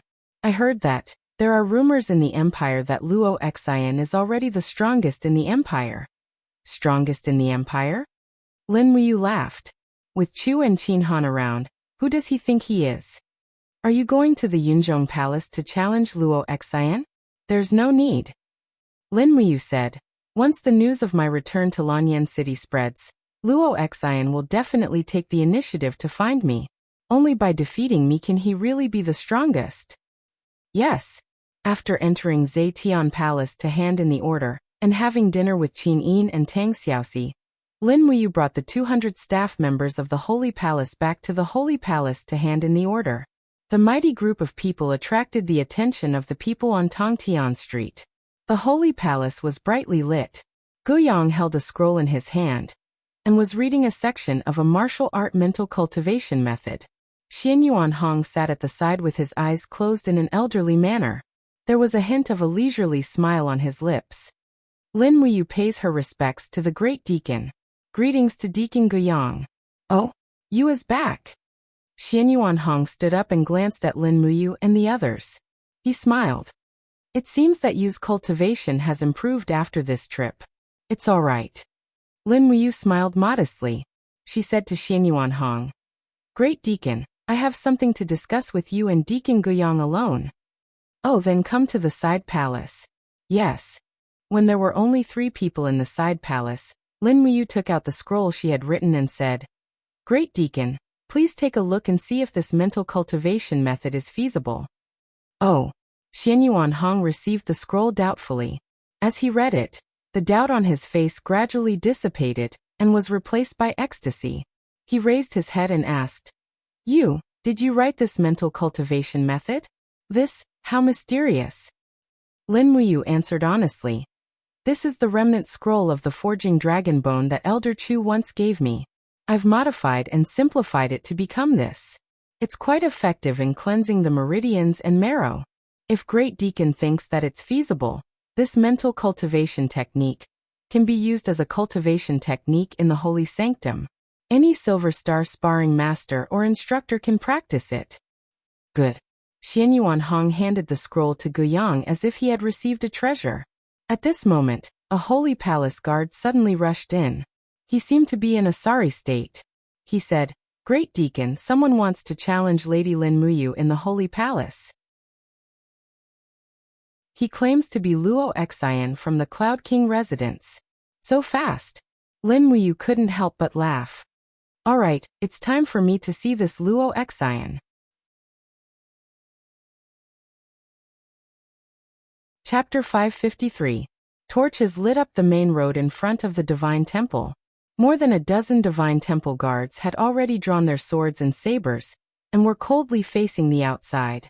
Outside the hall, torches flickered. The guards of the Cloud Mansion were dressed in martial attire, and were guarding the perimeter. Luo Xian was clad in silver armor and holding a spear. Her eyes were filled with arrogance as she said in a clear voice, Commander Yu, please come out and teach me. As a deacon, although Zhen Feng had lost his cultivation due to his Sea of Qi being destroyed, he still held a long sword and said, The Divine Temple is a place for people who cultivate their hearts and virtue, not a place for fighting. Lin Muyu is the Marquis of Yunling, and is not someone you can challenge as you please. Luo Xian, you should go back and be a deputy chiliarch. Luo Xian said with a cold face. Zhen Feng, this is none of your business. Go away. I heard that you were an expert in the past, but now that your Sea of Qi has been destroyed, you have become a useless person. I don't want to fight with you. Zhen Feng trembled with anger, but there was nothing he could do. A group of people from the Divine Temple were also filled with righteous indignation. Many of them almost cursed it out loud, but because of the Cloud Mansion's reputation, no one said anything. After all, Su Muyun's influence in Lanyan City and Yunzhong Province was too great. He was not someone ordinary people could afford to offend. The sound of footsteps came from the main hall. A few Gold Star instructors were holding torches to clear the way. Xian Yuanhong and Guiyang, the 2 respected elders, were walking in front.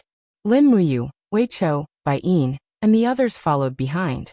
Luo Xian recognized Xian Yuanhong and immediately cupped her fists and said, Greetings, Great Deacon. Xianyuan Hong nodded. Young General Luo Xian, why have you come to my divine temple? To meet Lin Muyu. Luo Xian's lips curled up. If I don't defeat Lin Muyu, I won't be the number one among the younger generation in Lanyan City. Xianyuan Hong laughed. If you get the number one, what do you plan to do next? Luo Xian was startled. I don't know and I don't care.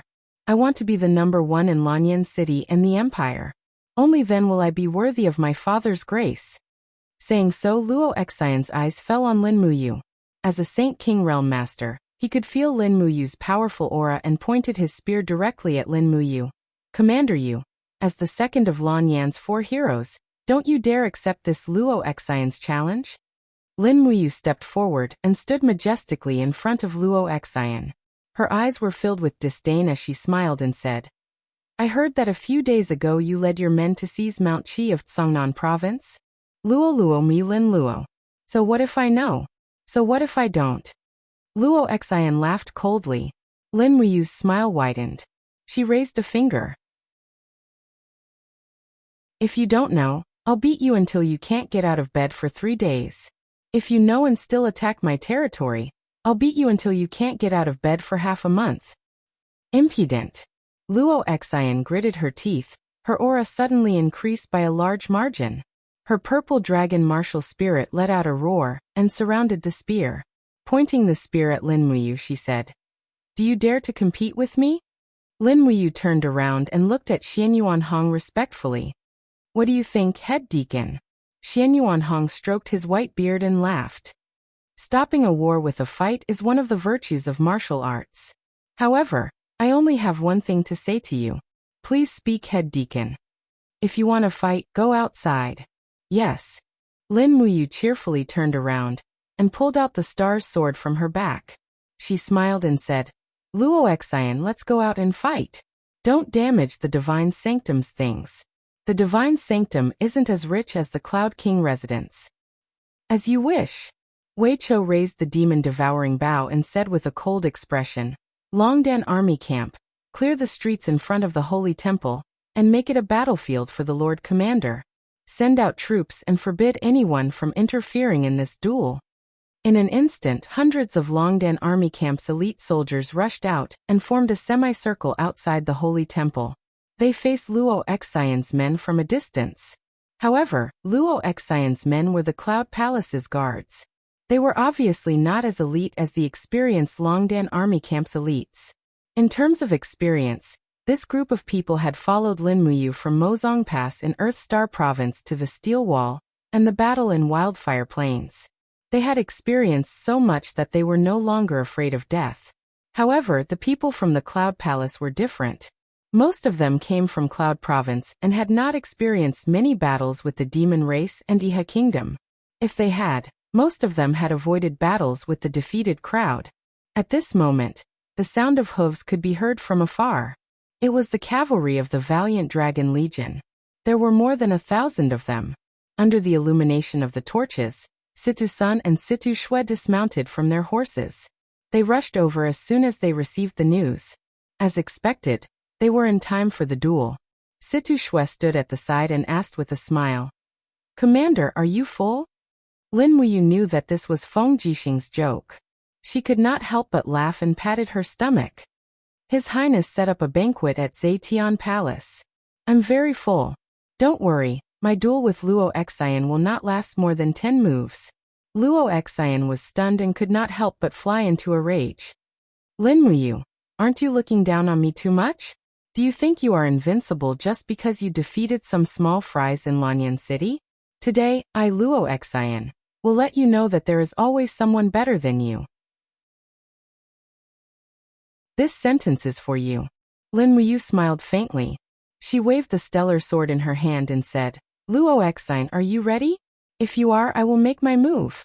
I still have a lot of things to do and have no time to waste with you. Okay, then let's end this quickly. Luo Xian bellowed in a low voice. His purple dragon martial spirit roared towards the sky, summoning lightning from the 9 heavens to descend upon Luo Xian's body. The suppressive might of the domain also spread out, forcing the crowd of spectators to take a few steps back. The stone tiles on the ground shattered under the influence of the lightning. It was a shocking scene. Luo Xian's body was enveloped by the lightning, growling in a low voice. He wanted to raise his strength to 100% before fighting Lin Muyu. However, Lin Muyu did not use much of her battle flame to fight against the domain. Instead, she held her stellar sword tightly and charged into the domain that Luo Xian had activated with her king's battle flame. Starlight suddenly shone brightly as Lin Muyu slashed at Luo Xian's chest cleanly. The starlight was unusually bright. The first strike of the stellar technique, first appearance of starlight. However, Lin Muyu's first appearance of starlight was completely different from Situ Sen's. It was faster and fiercer, and the power was abnormally concentrated. Almost all the star power was gathered on the sword's edge. Ah! Luo Xian had never met an opponent like this before. She did not wait for him to finish raising his qi. Moreover, her speed was too decisive. When Luo Xian's iron spear was in front of his chest, the stellar sword had already fallen.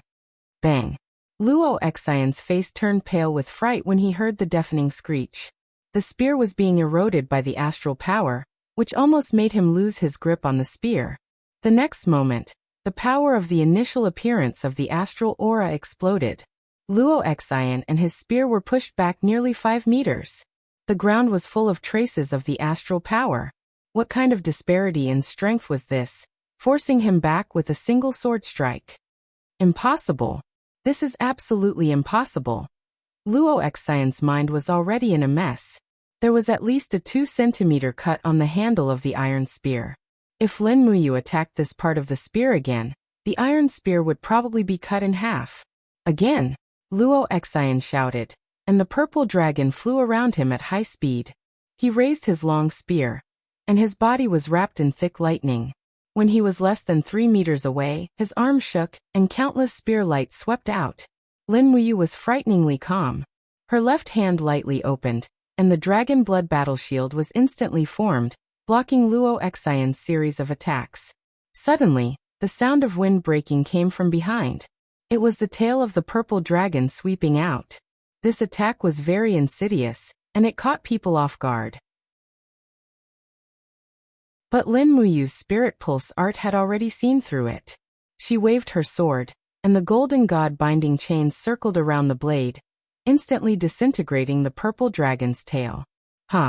Luo Xian poured all her strength into her battle flames, and the attacks on the spear became more and more violent. In the blink of an eye, the dragon blood battle shield had become a sieve, and its surface was full of holes. Lin Muyu couldn't help but be shocked. This Luo Xian really was amazing. The strength of the purple dragon was so domineering. No wonder Feng Jixing lost to this kid on an empty stomach. But the moment the dragon blood battle shield shattered, Lin Muyu suddenly opened her left hand, and a dazzling ray of light soared into the sky. In an instant, Luo Xian couldn't open her eyes. All was fair in war. Although Luo Xian had cultivated with her master for many years, her combat experience was simply too immature compared to Lin Muyu. Buzz. Dark energy swirled around her left fist, and strands of ghostly power surged. Lin Muyu closed in, and her left fist shot out like lightning, directly striking the purple dragon battle armor on Luo Xian's abdomen. For Luminary's demon god cry. Bam! After shattering Luo Xian's battle armor with a single strike, Lin Muyu took advantage of the momentum of Luo Xian's retreat, and activated falling star steps the moment her feet touched the ground. Her exquisite star steps flashed behind Luo Xian like a bolt of lightning.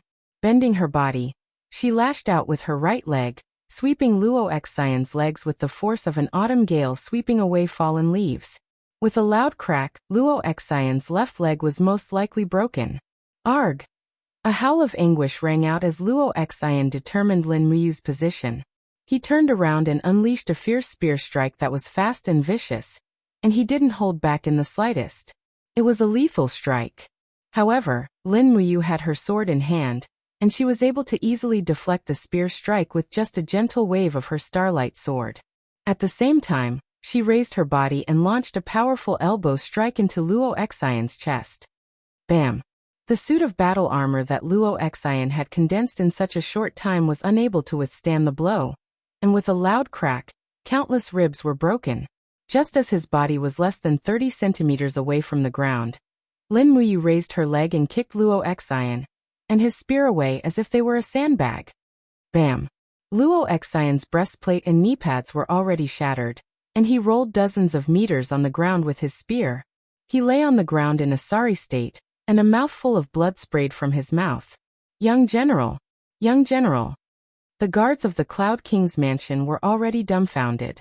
Luo Xian, who had astonishingly defeated Feng Jixing in the Zetian Palace, had actually been defeated by Lin Muyu in just 3 moves.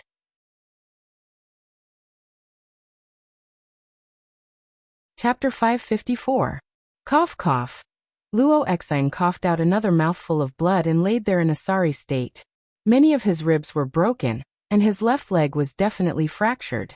Lin Muyu didn't hold back at all, and completely wanted him to be bedridden for half a month.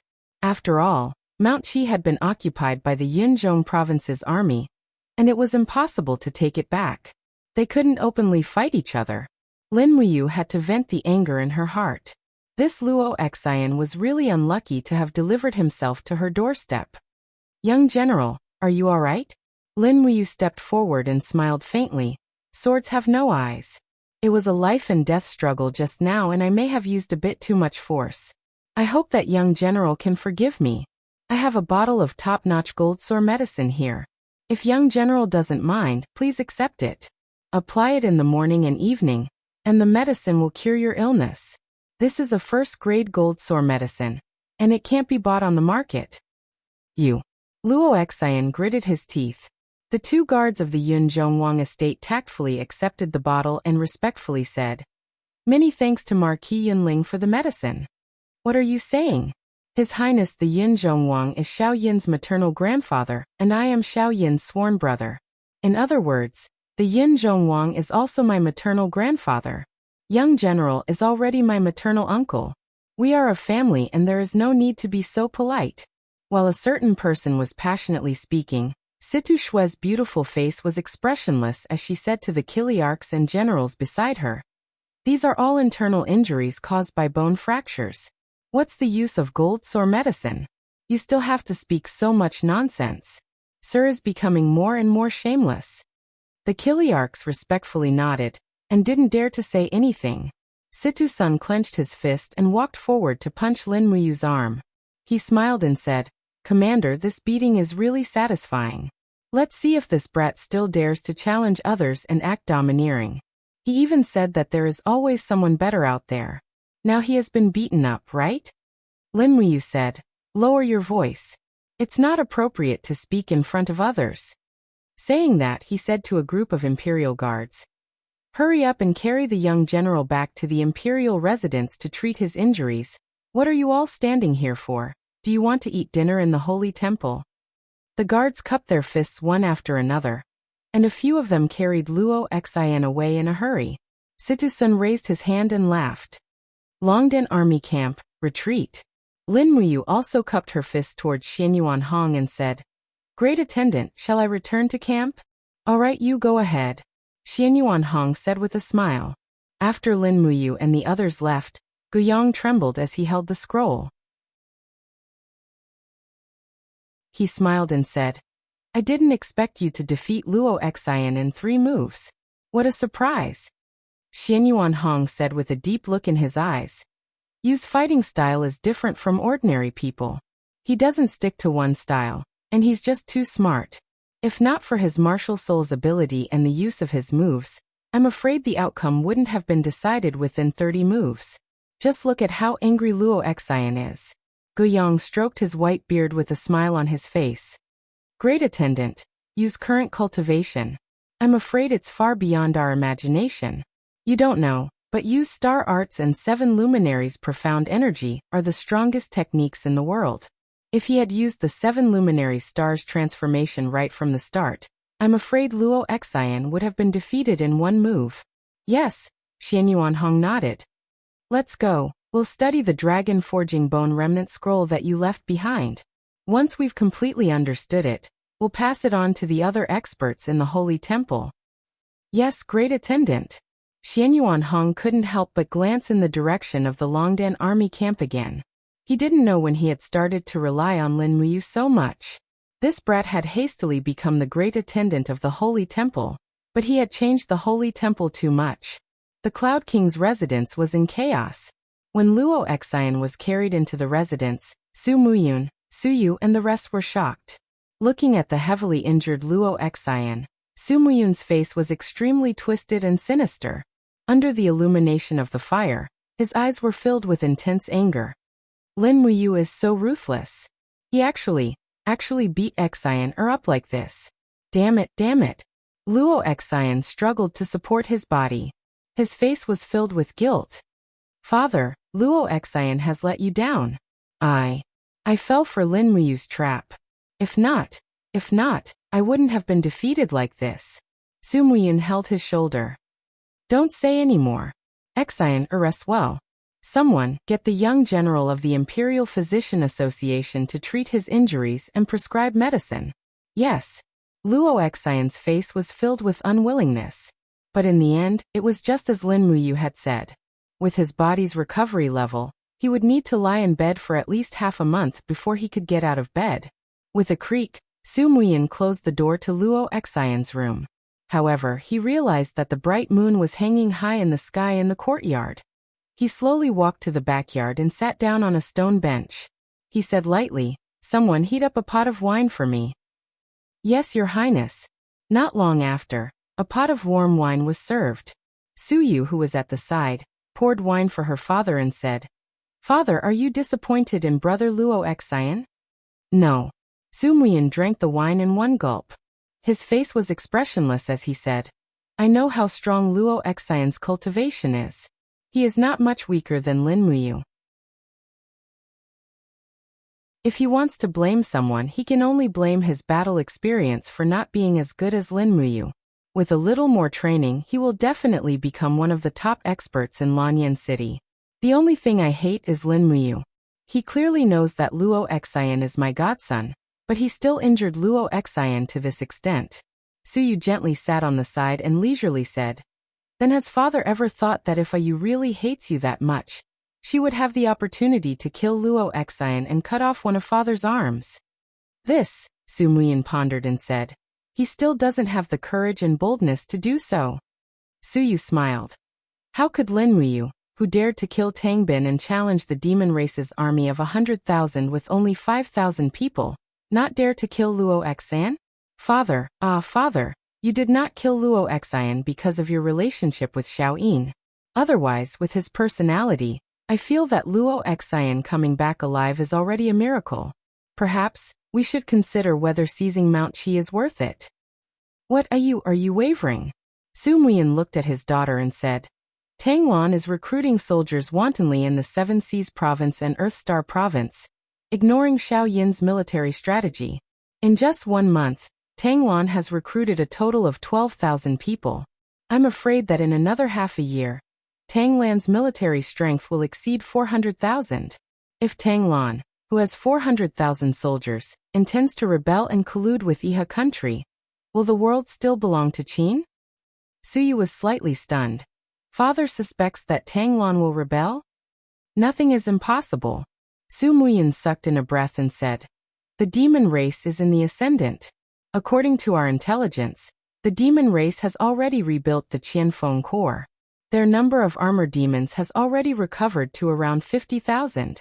Adding on the Thunderchong core, which has not suffered much damage. As long as the demon race leaves the Lingdong province, I'm afraid there will be another bloodbath. After the defeat in the wildfire plains, the Qianfeng will not fall for the trap again. The steel walls will be useless against the demon race's siege weapons. Moreover, once the demon race starts another war, they will definitely set their sights on the entire continent. Their military strength will reach an unimaginable level. Tang Lan, humph. No one knows what he is thinking, but I know that a few high-level demon race members appeared in Seven Seas City not long ago, and coincidentally, Tang Lan was in Seven Seas City. Su Yu's beautiful face was filled with shock. Father, you're saying that Tang Lan might collude with the demon race to overthrow the empire? Tang Lan's authority in Zetian Palace is declining day by day. In order to preserve his position, he might have done so, but I don't have any solid evidence. In short, we should prepare early. The day the demon race makes a comeback is the day the empire will be reshuffled. Tangwan will make some moves, and the Iha kingdom in the Lingdong will also make some moves. We must make the best and most complete preparations in advance. Su Muyin sighed and said, we also need to recruit more troops from the several prefectures in the northeast of the Lingdong province. Also, you need to take some time to return to the Cloud province. Father will arrange for you to meet the generals of the dozen or so prefectures in the Cloud province. They are all Father's trusted aides. If there are any changes in the empire, they will all obey orders. Yes, Father, I understand.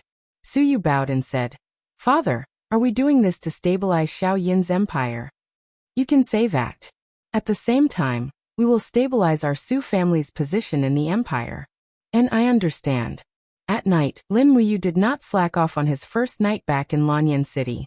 He took a lot of dark steel from Jin Xiaodang and continued to forge weapons. The trip to the Dragon Forest this time was quite fruitful. There were a total of 224 Swift Wolf Spirit Stones from 2,000 to 800 years old. It was enough to forge many spirit and mystery-grade weapons. Moreover, Lin Muyu's understanding of the heavenly tomes had also deepened. It was time to forge Heavenly Tome's embryonic weapons in batches. After a busy night, his commander's room was already filled with weapons. After a short rest, he began to write the Heavenly Tomes. Since they were all Wind Spirit Stones, Lin Muyu focused on writing the Heavenly Tomes of the Wind Law. The only Heavenly Tomes of the Wind Law that he knew was the Storm Dragon Spin, inscribed in the Divine Tomes. He had no choice but to simplify the divine text and write a simplified version of the Storm Dragon Spin. To be honest, with Lin Muyu's current cultivation, he could not write the complete version of the Storm Dragon Spin at all. In the afternoon, with a swoosh, an earthy yellow light soared into the sky. At least, many people in the Longden army camp saw it. Situ-sun drank a cup of wine and looked up. He said, Commander has written another low-grade earthly tomes. Situ Shui raised her eyebrows and smiled. This is already the fifth one this afternoon. Wei Cho reached out and plucked the chicken drumstick from the plate. He said, we must keep this a secret. We cannot let others know that Commander has written so many earthly tomes. Otherwise, there will be many people looking for trouble, especially those masters in the Heavenly Tomes Pavilion. Situ Shui smiled happily. Don't worry. The people around the commander's tent are all our trusted aides. No one will know about it. And that's good. Drink, drink, drink.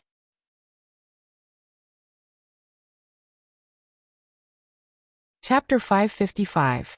It was late at night, and it was noon the next day. An orange light shot up into the sky from the embryo of the longsword. It was a top-grade spiritual book. Lin Muyu could not remember how many heavenly tomes she had written, but she could feel that Fushi's divine power in her arm was gushing into the heavenly tomes crazily. Every time a heavenly tomes was written, the energy and soul of the writer would be greatly consumed. This was also one of the reasons why heavenly tomes were so rare.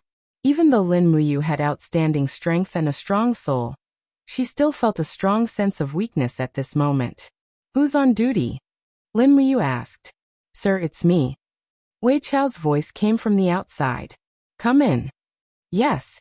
When Wei Cho pushed the door open and entered, he found a large pile of broken longswords on the ground. On the other side, there was a pile of finished weapon embryos that glowed with different colors. He could not help but be a little surprised. Commander, how many heavenly tomes have you written in total? I don't know. Lin Muyu shook her head and said, prepare a sumptuous meal for me. I need to replenish my energy. In addition, let General Situ Shui come in and collect these longswords that have been made into books. Count the number of weapons that have been sent into the Longdan army camp's arsenal. Wei Cho was startled and said, logically speaking, these heavenly tomes should be collected into the Heavenly Book Pavilion. It doesn't matter, the Heavenly Book Pavilion does not lack these. Let's bypass the Heavenly Book Pavilion and directly collect them into the arsenal of the Longdan army camp. Who can predict the outcome of the war in the future? Naturally, the more weapons we have in our hands, the better. Wei Cho smiled and said, all right, I understand. Not long after, Situ Shui walked in with 3 kiliarchs. They quietly carried away all the heavenly book embryos and registered them in the warehouse. The officers of the Longdan army camp could claim these weapons as their own weapons. This would greatly increase the combat power of the Longdan army camp. Not long after, Situ Shui held a file in her hand and said respectfully, "Commander, a total of 11 local books, 24 spiritual books, and 7 personal books have been recorded in the military warehouse." Yes. Lin Muyu sat tiredly on a chair. The 7 luminaries' immortal gourd and god-binding lock shone brightly around her. The 2 martial souls were greedily absorbing the spirit energy of the world around them to replenish the profound energy that their masters had used. Lin Muyu glanced at Situ Shui and smiled. "You've worked hard. You and General Sun can choose one of these embryonic earth book swords as your personal sword. It will definitely be much sturdier than your original sword." "Yes, I understand. Thank you very much, Commander." "You're welcome." At this time, Wuxia walked in again. Behind him were 3 soldiers holding a silver cauldron. The cauldron was steaming hot, and it was filled with freshly made dishes. Lin Muyu invited the 2 subordinates to express that they had already eaten. Thus, Wuxia began to eat heartily by himself. In the blink of an eye, he had finished 3 cauldrons of dishes and 4 bowls of rice. He patted his belly in satisfaction and said, "All right, you guys can go back to your work. I want to take a good rest. Wake me up if anything happens." "Yes, Commander. Rest well." After Wei Chou and Situ Shui left, Lin Muyu lay down on the bed. After falling asleep, a faint layer of battle flames condensed on the surface of her body, forming a thick layer of battle armor. At the same time, a layer of golden light enshrouded the surface of the battle armor. This was the astral energy generated by the Vajra barrier. Before she knew it, Lin Muyu had already cultivated the 5th stage of the Vajra barrier divine art. In the blink of an eye, it was dark in Lanyan City. A bonfire rose in the Longdan army camp, and the night drill began. The sound of horses' hooves and the collision of longswords became one. On Tongtian Street, pedestrians were in a hurry. It was particularly lonely at night without the night market. It seemed that everyone was just busy with their journey. Except for the sexy singers and dancers on the Flower and Wine Street, almost no one talked. Dang dang. The bell under the horse's neck gently shook, making a crisp sound. Several people in cloaks entered Lanyan City. Their clothes were not in the style of the imperial capital, but they seemed to be from remote provinces such as Lingdong Province. There were 5 people in total. Under the night light, their eyes shone with a faint purple light. At the same time, they were equipped with swords and sabers at their waists, like wandering mercenaries. The group stopped in front of the Drunken Immortal restaurant and quickly entered the private room upstairs. But they didn't lift the cloaks on their heads from beginning to end. After entering the private room, they immediately closed the door.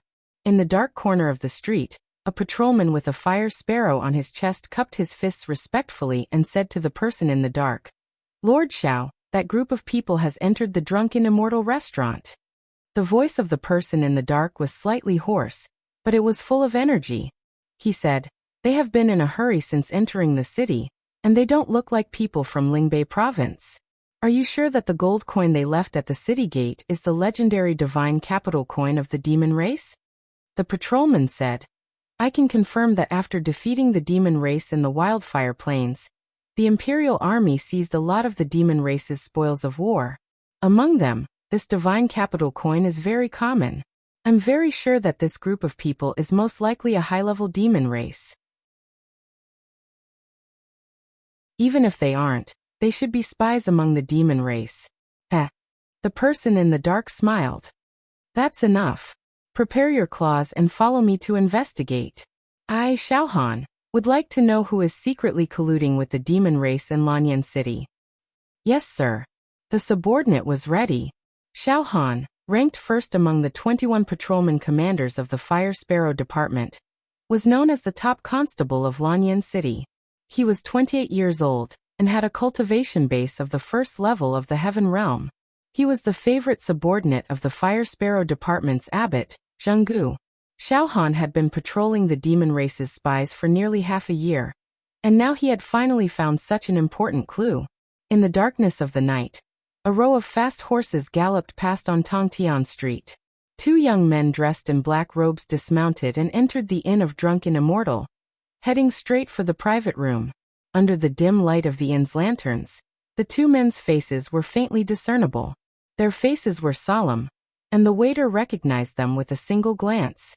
These 2 men were the 2 marquises of the Mansion of the Seven Seas, Marquis of North Ridge, Tang Lu, and Marquis of West Ridge, Tang Tian. As if sensing the waiter's gaze, Tang Lu pulled down the hood of his cloak and said, "Guards, guard the restaurant for me. Prohibit anyone from entering or leaving." "Yes, sir." The guards of the Seven Seas Palace, disguised as guards, placed their hands on the hilts of their swords and guarded the entire restaurant. However, no one noticed that in the dark sky, 2 figures floated down along the iron chains on the hooks and landed on the private room. Xiao Han's skills were exceptional. He landed on the room like a falling leaf without making a sound. The 2 patrolmen of the Fire Sparrow department stuck to the room like bats, not making a sound. They also lowered their aura to the minimum. In terms of strength, Xiao Han was only at the first level of the Heaven Realm, but in terms of Qinggong and aura control, he was probably at the level of a saint. Squeak. The door was pushed open. Tang Lu and Tang Tian walked in, looking travel-worn. The 5 high-level devils in the room stood up one after another. One of them cupped his fists and said with a smile, "It's been a long time, Marquises. I'm the commander of the 1st Vanguard Battalion of the God race, Xianzhu. These 4 are my colleagues." Tang Lu cupped his fists and said, my apologies, my apologies." Xianzhu smiled and said, "The food and wine are ready. Let's drink and talk." "All right." The few of them sat down. Tang Lu glanced at the swords hanging on the waists of Xianzhu and the others. His gaze turned cold and he looked at Tang Tian, hinting him to be careful. But Xianzhu laughed aloud and said, "The 5 of us entered Lanyan City alone, and didn't plan to leave alive. Marquises, you don't have to be so cautious. This tavern is tightly surrounded by your people, and the entire capital is guarded by nearly 200,000 elite troops, including the Dragon's Courage Legion, the Imperial Army, and the Iron Blade Legion. We are already in a desperate situation, so how can we not be frank with each other?" Tang Lu smiled and said, "Lord Xianzhu is worrying too much. How about we toast first?" "All right." After downing the wine, Xianzhu and the other demon race generals seemed to have no intention of eating. Looking at Tang Lu and Tang Tian's restless appearance, Xianzhu couldn't help but smile and said, "Don't worry, we are very cautious in our actions. You 2 don't have to be so cautious. Tell us, what is the bargaining chip this time? Marshal Qianfeng is waiting for the news." The corner of Tang Lu's mouth rose. He said, "Let's see what the demon race can take out first." Xianzhu laughed and said, "Marquis, you're a straightforward man. I'm impressed. Then I'll be frank with you. We can avoid the areas on the steel walls where the Marquis and Marquis are guarding. At the same time, once the God race enters your territory, we will avoid the Seven Seas Province and Star Earth Province. We won't touch a single soldier of the Tang family." This bargaining chip. Tang Lu grabbed an oily chicken leg and fiercely pulled it down from the chicken's body. He said with a ruthless expression, "Our Tang family is not afraid of death. I think Lord Xianzhu has misunderstood something." Xianzhu was startled and seemed to understand something. He cupped his hands and said with a smile, "My words have offended you. Please forgive me, Marquis. Since this is the case, our God race can agree to a condition of the Marquis as long as we can do it." "Really?" "Yes." "Very well." Tang Lu placed the half-eaten chicken leg on the plate and wiped his mouth with the back of his hand. He said, "I want you to kill someone." Xianzhu was startled. He couldn't help but narrow his eyes and said with a smile, "Kill someone? If it's Feng Jixing, Lin Muyu, and Xiang Yu, the 3 great commanders, forget it. The elders of the God race may not be able to kill the 3 of them." "Don't worry." Tang Lu laughed mischievously. "The person I want you to kill won't be too strong, but the demon race must take action." Xianzhu looked straight at Tang Lu and asked with a face full of smiles, "Then, who does the Marquis want to kill that the God race must take action?" Tang Lu raised his hand and drank the wine. The wine cup fell heavily on the table and he said with a cold gaze, governor of Tsangnan Province, lord of Five Valleys City, Su Jiantao.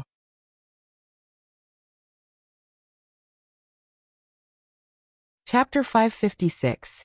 Su Jiantao. Xianju was stunned. What? You can't do it? Tang Lu faintly smiled. Xianju was silent for a few seconds and then smiled. It's not impossible, but Su Jiantao is Lin Muyu's favorite general, and also the governor of one of the 6 provinces of the empire. He has at least 50,000 troops in the Five Valleys City. If we want to kill Su Jiantao, it will take a lot of effort. Marquis, you have to give me a reason why we must kill Su Jiantao, right? Tang Tian was somewhat indignant as he said with a cold face. After Su Jiantao became the governor of the province, he started farming, conscripting, mining, smelting iron and forging weapons. He turned the resource-rich Tsangnan province into the backyard of the Dragon Courage Corps. As long as Su Jiantao doesn't die, the Dragon Courage Corps will become more and more powerful. Could it be that Lord Xianju has forgotten who caused the crushing defeat of the demon race in the Wildfire Plains? Xianju's face turned ugly as he smiled. Marquis Westridge doesn't need to remind me. I will always remember that crushing defeat. However, Su Jiantao is a feudal lord after all. It won't be easy to kill him. Moreover, we will need to use the armored demons. Is that so? Tang Lu raised the corner of his mouth and said with a slightly ferocious smile. Then, what if we tell you that Su Jiantao will go to the recruit camp outside the Five Valleys City every 3 days to check the provisions and troops, and that he will bring no more than 500 people with him? Really? Xianju seemed to be a little excited. He stood up and said, if Marquis tells us the exact time and place, it may make it more convenient for us to act. Tang Lu nodded. This is naturally not difficult. Xianju calmed down his excited mood and sat down again, saying, in this case, the god race has already agreed to Marquis Westridge's request. Then what about Marquis Westridge? Will you agree to our request? Tell me, what do the demons want? Xianju narrowed his eyes. It's very simple. We need to know what Lin Muyu is doing, and what his Longdan army camp is doing.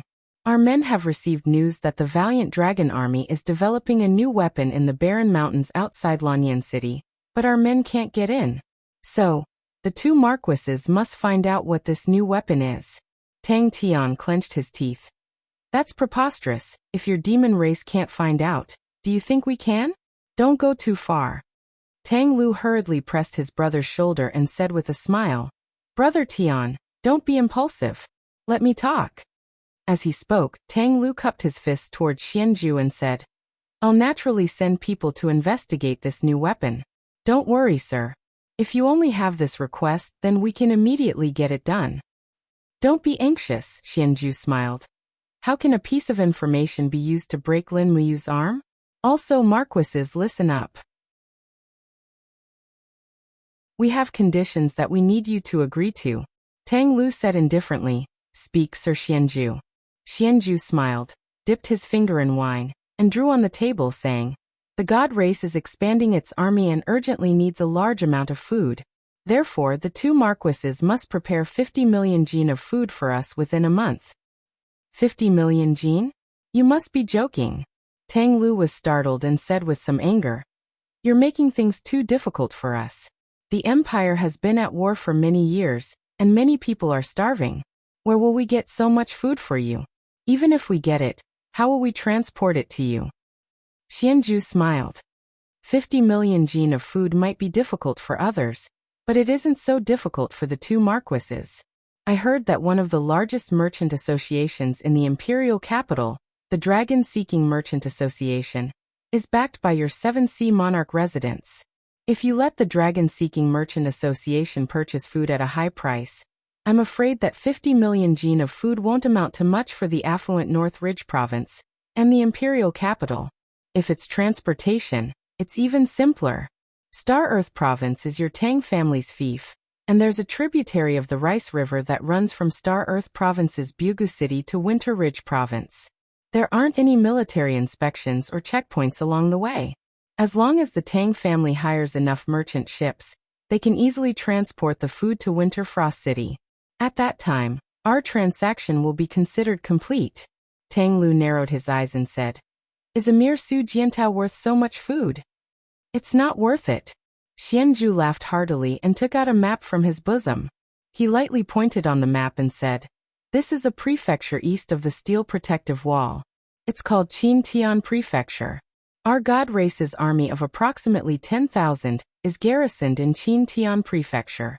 If the two marquises don't mind, you can dispatch your troops to attack Qin Tian Prefecture. Marshal Qianfeng will naturally order the Qin Tian Prefecture's garrison to flee in defeat. At that time, the two marquises will recover the empire's lost land. I believe that Her Majesty the Empress will also look favorably upon the two of you, right?"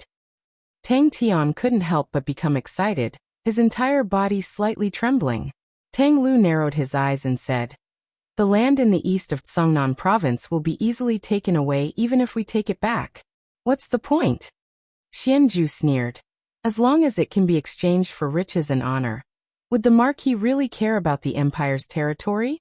Marquis, don't forget that Lin Muyu and Feng Jixing have been overbearing in the imperial capital.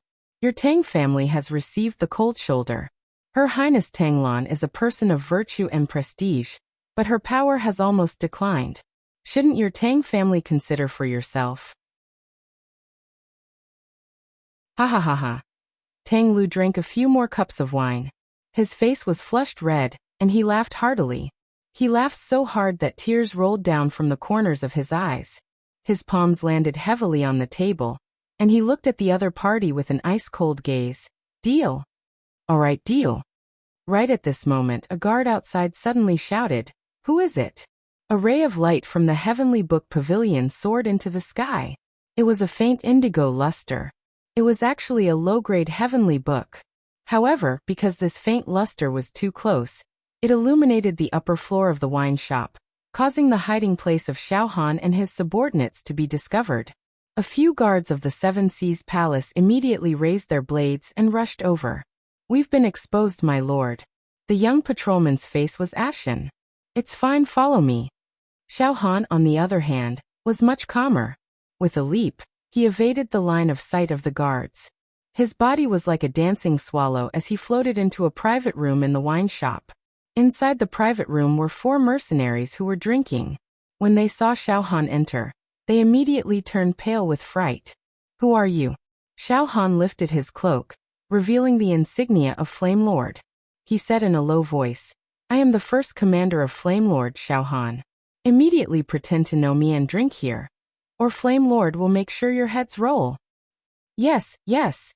The mercenaries had all heard of Xiaohan's name. After all, the first patrolman of Lanyan City was a nightmare for many criminals. Mercenaries, on the other hand, were people who lived on the edge of a knife, so they naturally had a lot of contact with Flame Lord. The 2 patrolmen quickly sat down and took the wine glasses and chopsticks from the side.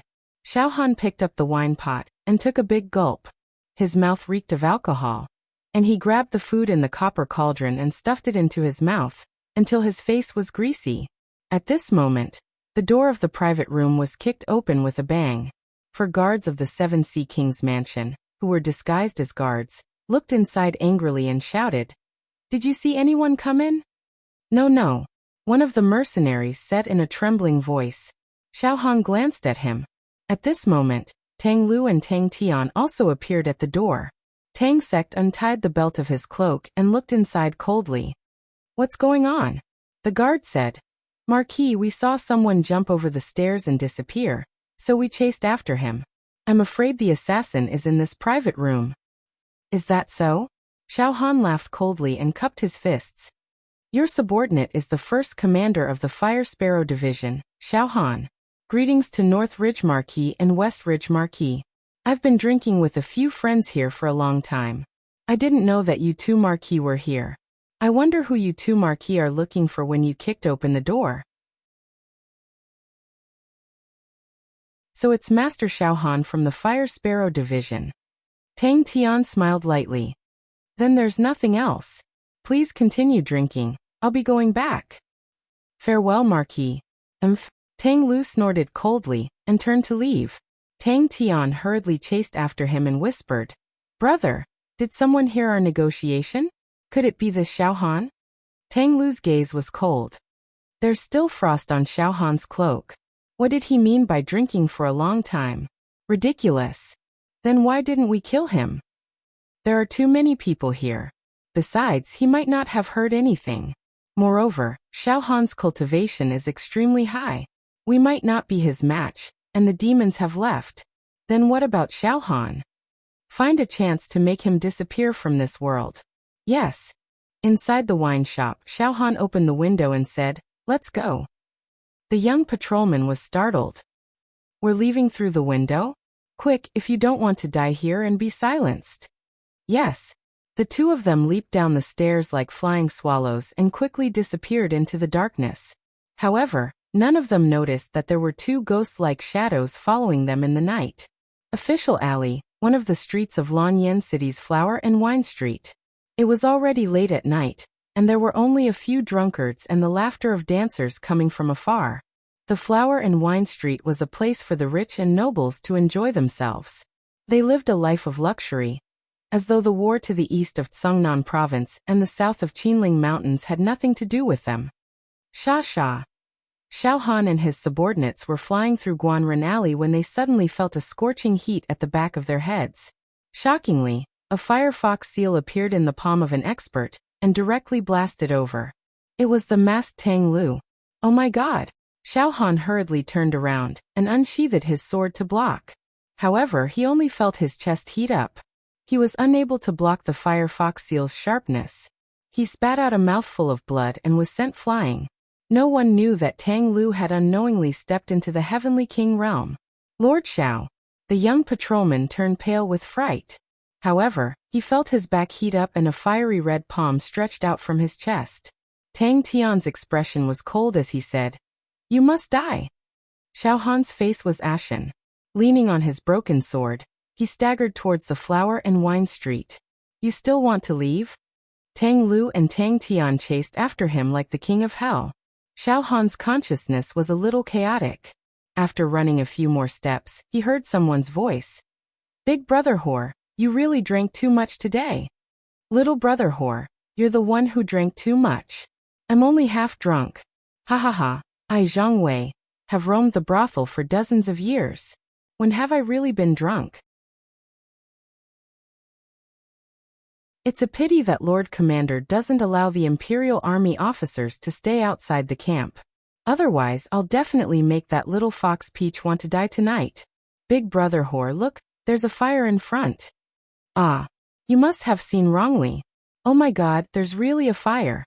There's even someone. Who is it? How dare such an ugly person run around in the middle of the night?" "Big brother whore, it's someone from Fire Sparrow Division. It seems to be Xiao Han. Should we save him?" "Yes, big brother whore, you go first." "Damn it, you two thieves, stop right there. Watch this daddy's fiery soul fist."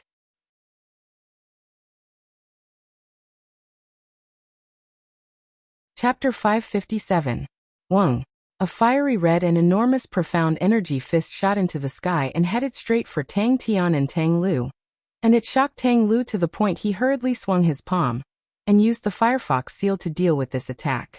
In truth, Zhang Wei was only at the Heaven Realm, so he wasn't that terrifying. However, what Tang Lu was most afraid of was the fact that Zhang Wei was actually wearing the armor of a vice-commander of the Imperial Guard. This fellow was simply too daring. He was the first person to wear a military uniform to PC. But it was this armor that scared Tang Lu so much that he couldn't kill him anymore.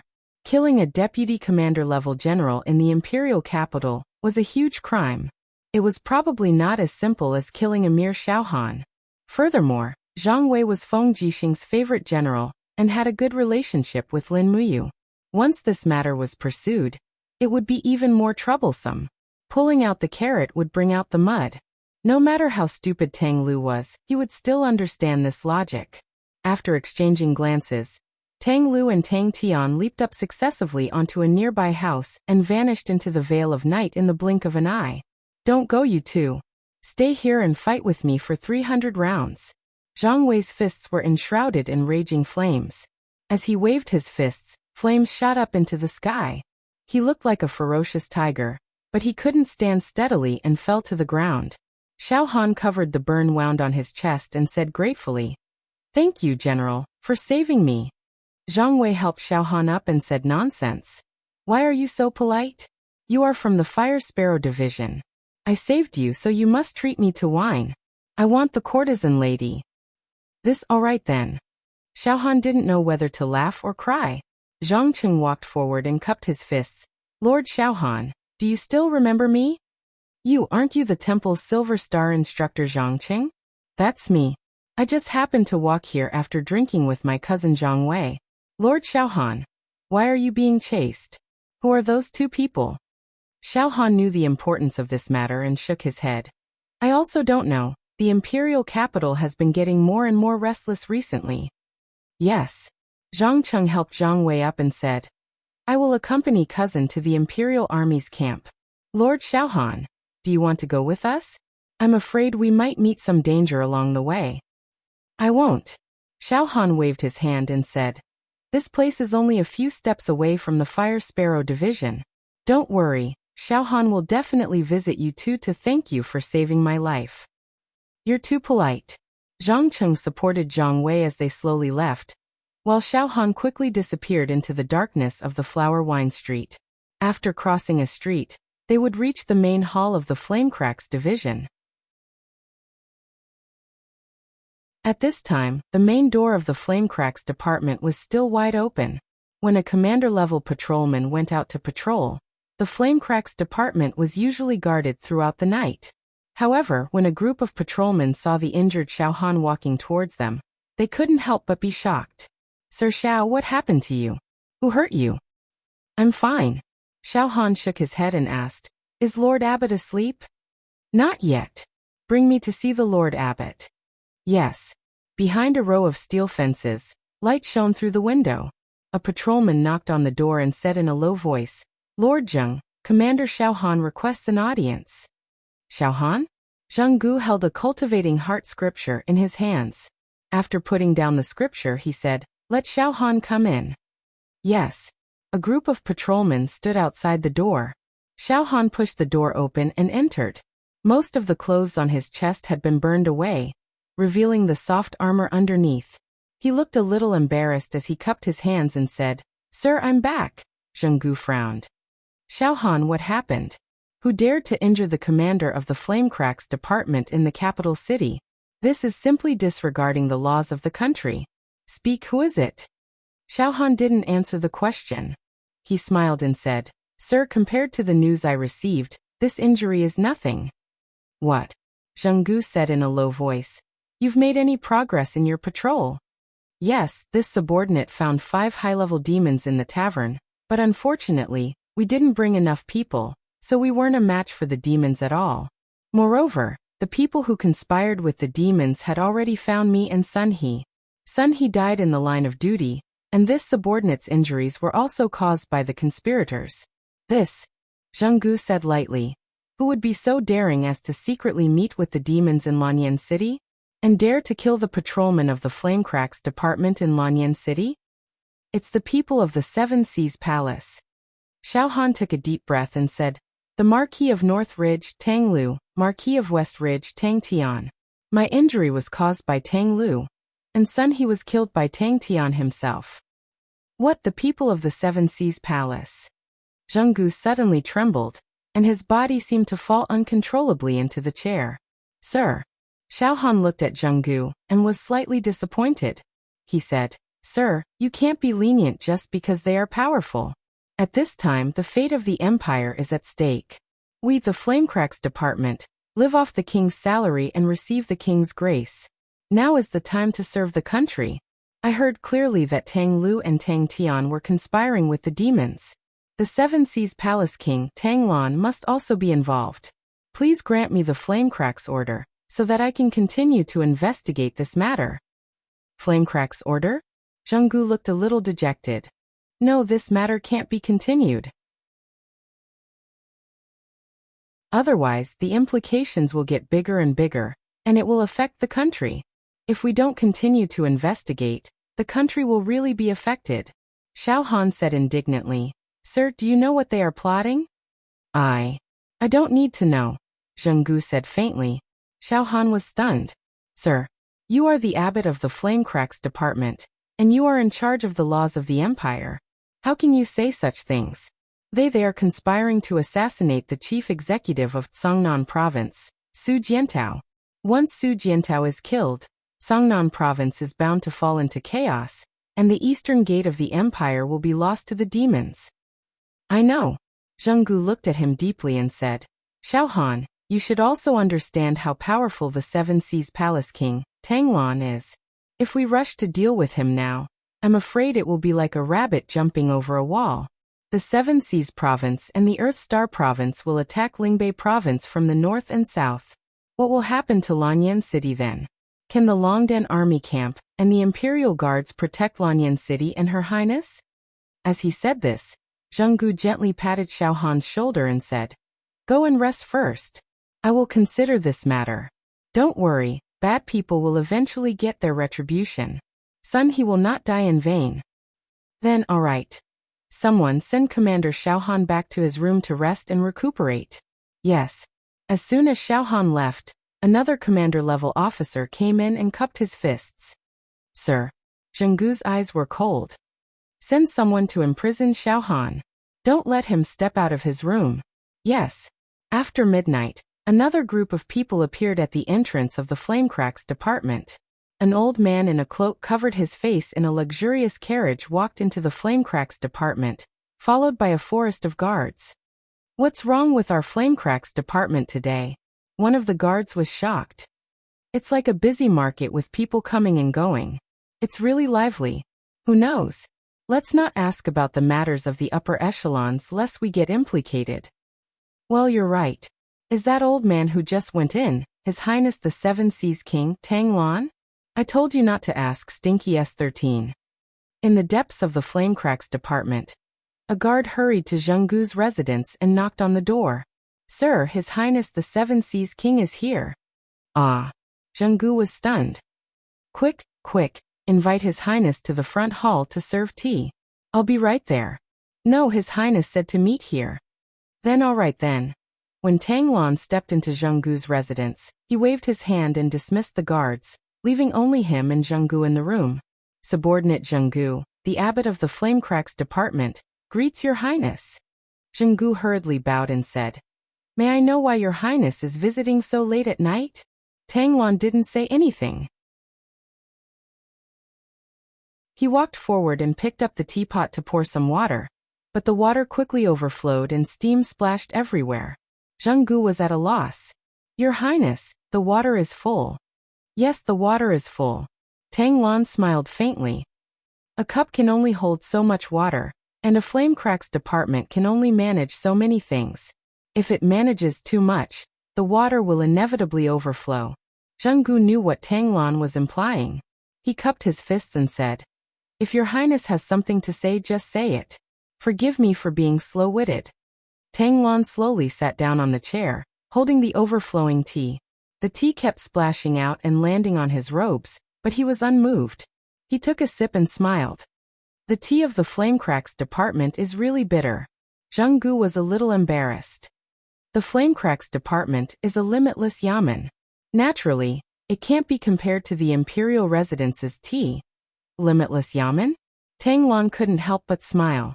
He looked at the cold moon outside the window and said, A year ago, when the Minister of Revenue was investigated, there was an ownerless account with a total of 1,240,000 gold coins. Does Lord Zhenggu still remember? This account seems to have been investigated by Lord Zhenggu, but in the end, it disappeared without a trace. He only killed a mere patrolman to punish him. I also heard that Lord Zhenggu has 3 villas in the Heaven's Pivot province. They are incomparably rich and luxurious. Is this all true? Zhenggu couldn't help but sweat profusely. Your Highness, these are all true. If it's true, then the Flamecracks department is not a limitless yamen. Tanglan laughed heartily and stepped forward to help the trembling Zhenggu up. Sir Zhenggu, no man is a saint. Everyone has their own selfish motives. Who doesn't do this for the sake of a better life for their family? Sigh, my 2 useless grandsons, Tang Lu and Tang Tian, seem to have caused trouble for this old man again. I'll have to trouble Lord Zhenggu with this matter. Zhenggu was silent. Tang Lan smiled again. He took out a thick stack of gold notes and placed it on the table. He said, "The weather is getting cold. Take these gold coins as a coat for the officers of the Flamecracks department. I'm tired." "Lord Zhenggu, you don't have to transport them." Zhenggu knelt on the ground and trembled. Although it was winter, he was drenched in cold sweat.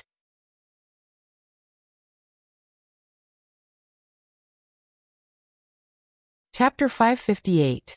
The next morning, during the Imperial Court Assembly, as if it had become a habit, Lin Muyu would wake up early every Imperial Court Assembly. After washing up, he would bring Wei Chou, Situ Sun, Situ Shui, Fengxi, and the others to Zetian Hall. The spring breeze in January already brought with it a wisp of warmth. The annual Spring Plowing Festival was not far away. In the past, Lin Muyu did not care about the production of grain, but now it was not a normal relationship.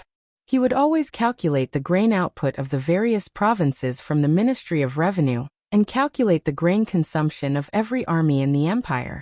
Now his biggest wish was for the weather to be good this year, and for the empire's land to produce more grain.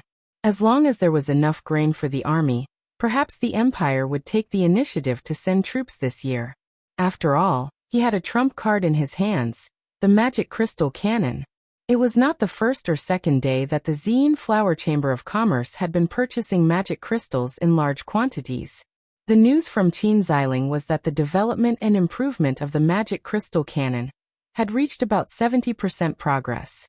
In just a few more months, the technology of this weapon would mature. Once the magic crystal cannon was mass-produced, the empire's army would gain the upper hand in the war.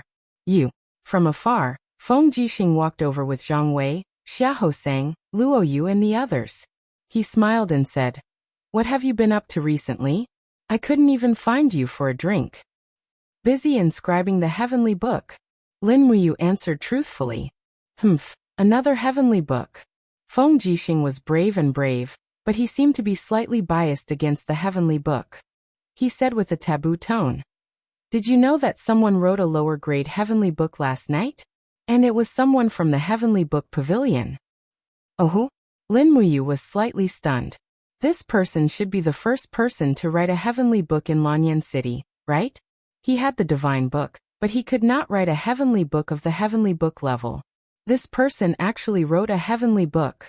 It seemed like his aptitude and comprehension were above his. Lin Muyu frowned and said, "Is it Manager Ji Lin?" "No." Feng Jixing shook his head. "It would be great if it was Ji Lin.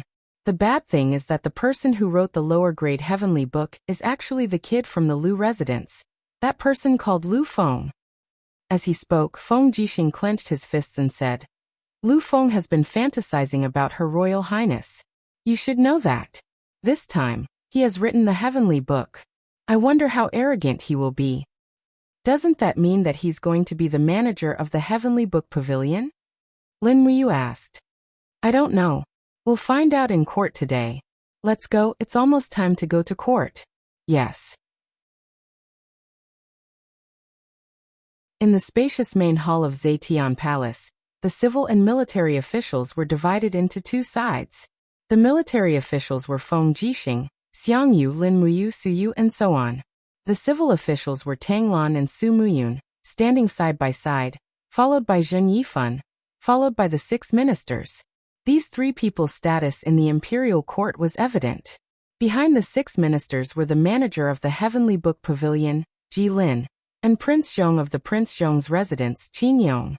What was different was that the person standing behind Ji Lin was not Lu Yan, Ouyang Ping, or the other masters of the Heavenly Book family, but the young Lu Feng. At this time, Lu Feng naturally looked like he was riding on the crest of success. He was dressed in the white robes of the Heavenly Book Pavilion and looked handsome and refined. At this time, a group of female officials surrounded Qin Yin, who was wearing a golden empress robe, and walked to the front hall. Qin Yin held Tang Xiaoxi's hand and arranged a seat next to the emperor's throne. Just like that, Tang Xiaoxi sat there. What's going on?" Feng Jixing looked up at Tang Xiaoxi with a puzzled expression. Lin Muyu was also a little confused. She had never seen such a scene before. Tang Xiaoxi seemed to see the confusion of Lin Muyu, Feng Jixing, and the others. She just smiled sweetly and didn't say anything. After all, this was the imperial court. Solemnity, tension, unity, liveliness, and so on were ancient teachings that couldn't be disobeyed. Tang Lan, who was more experienced, stepped forward and cupped her fists. Your Highness, why is Xiaoxi? Qinin smiled faintly and said, Don't be surprised, 7C King. I was about to announce it. Come summon her. Yes. The female official, Shangguan Jingyue, walked forward with the golden imperial edict in her hand.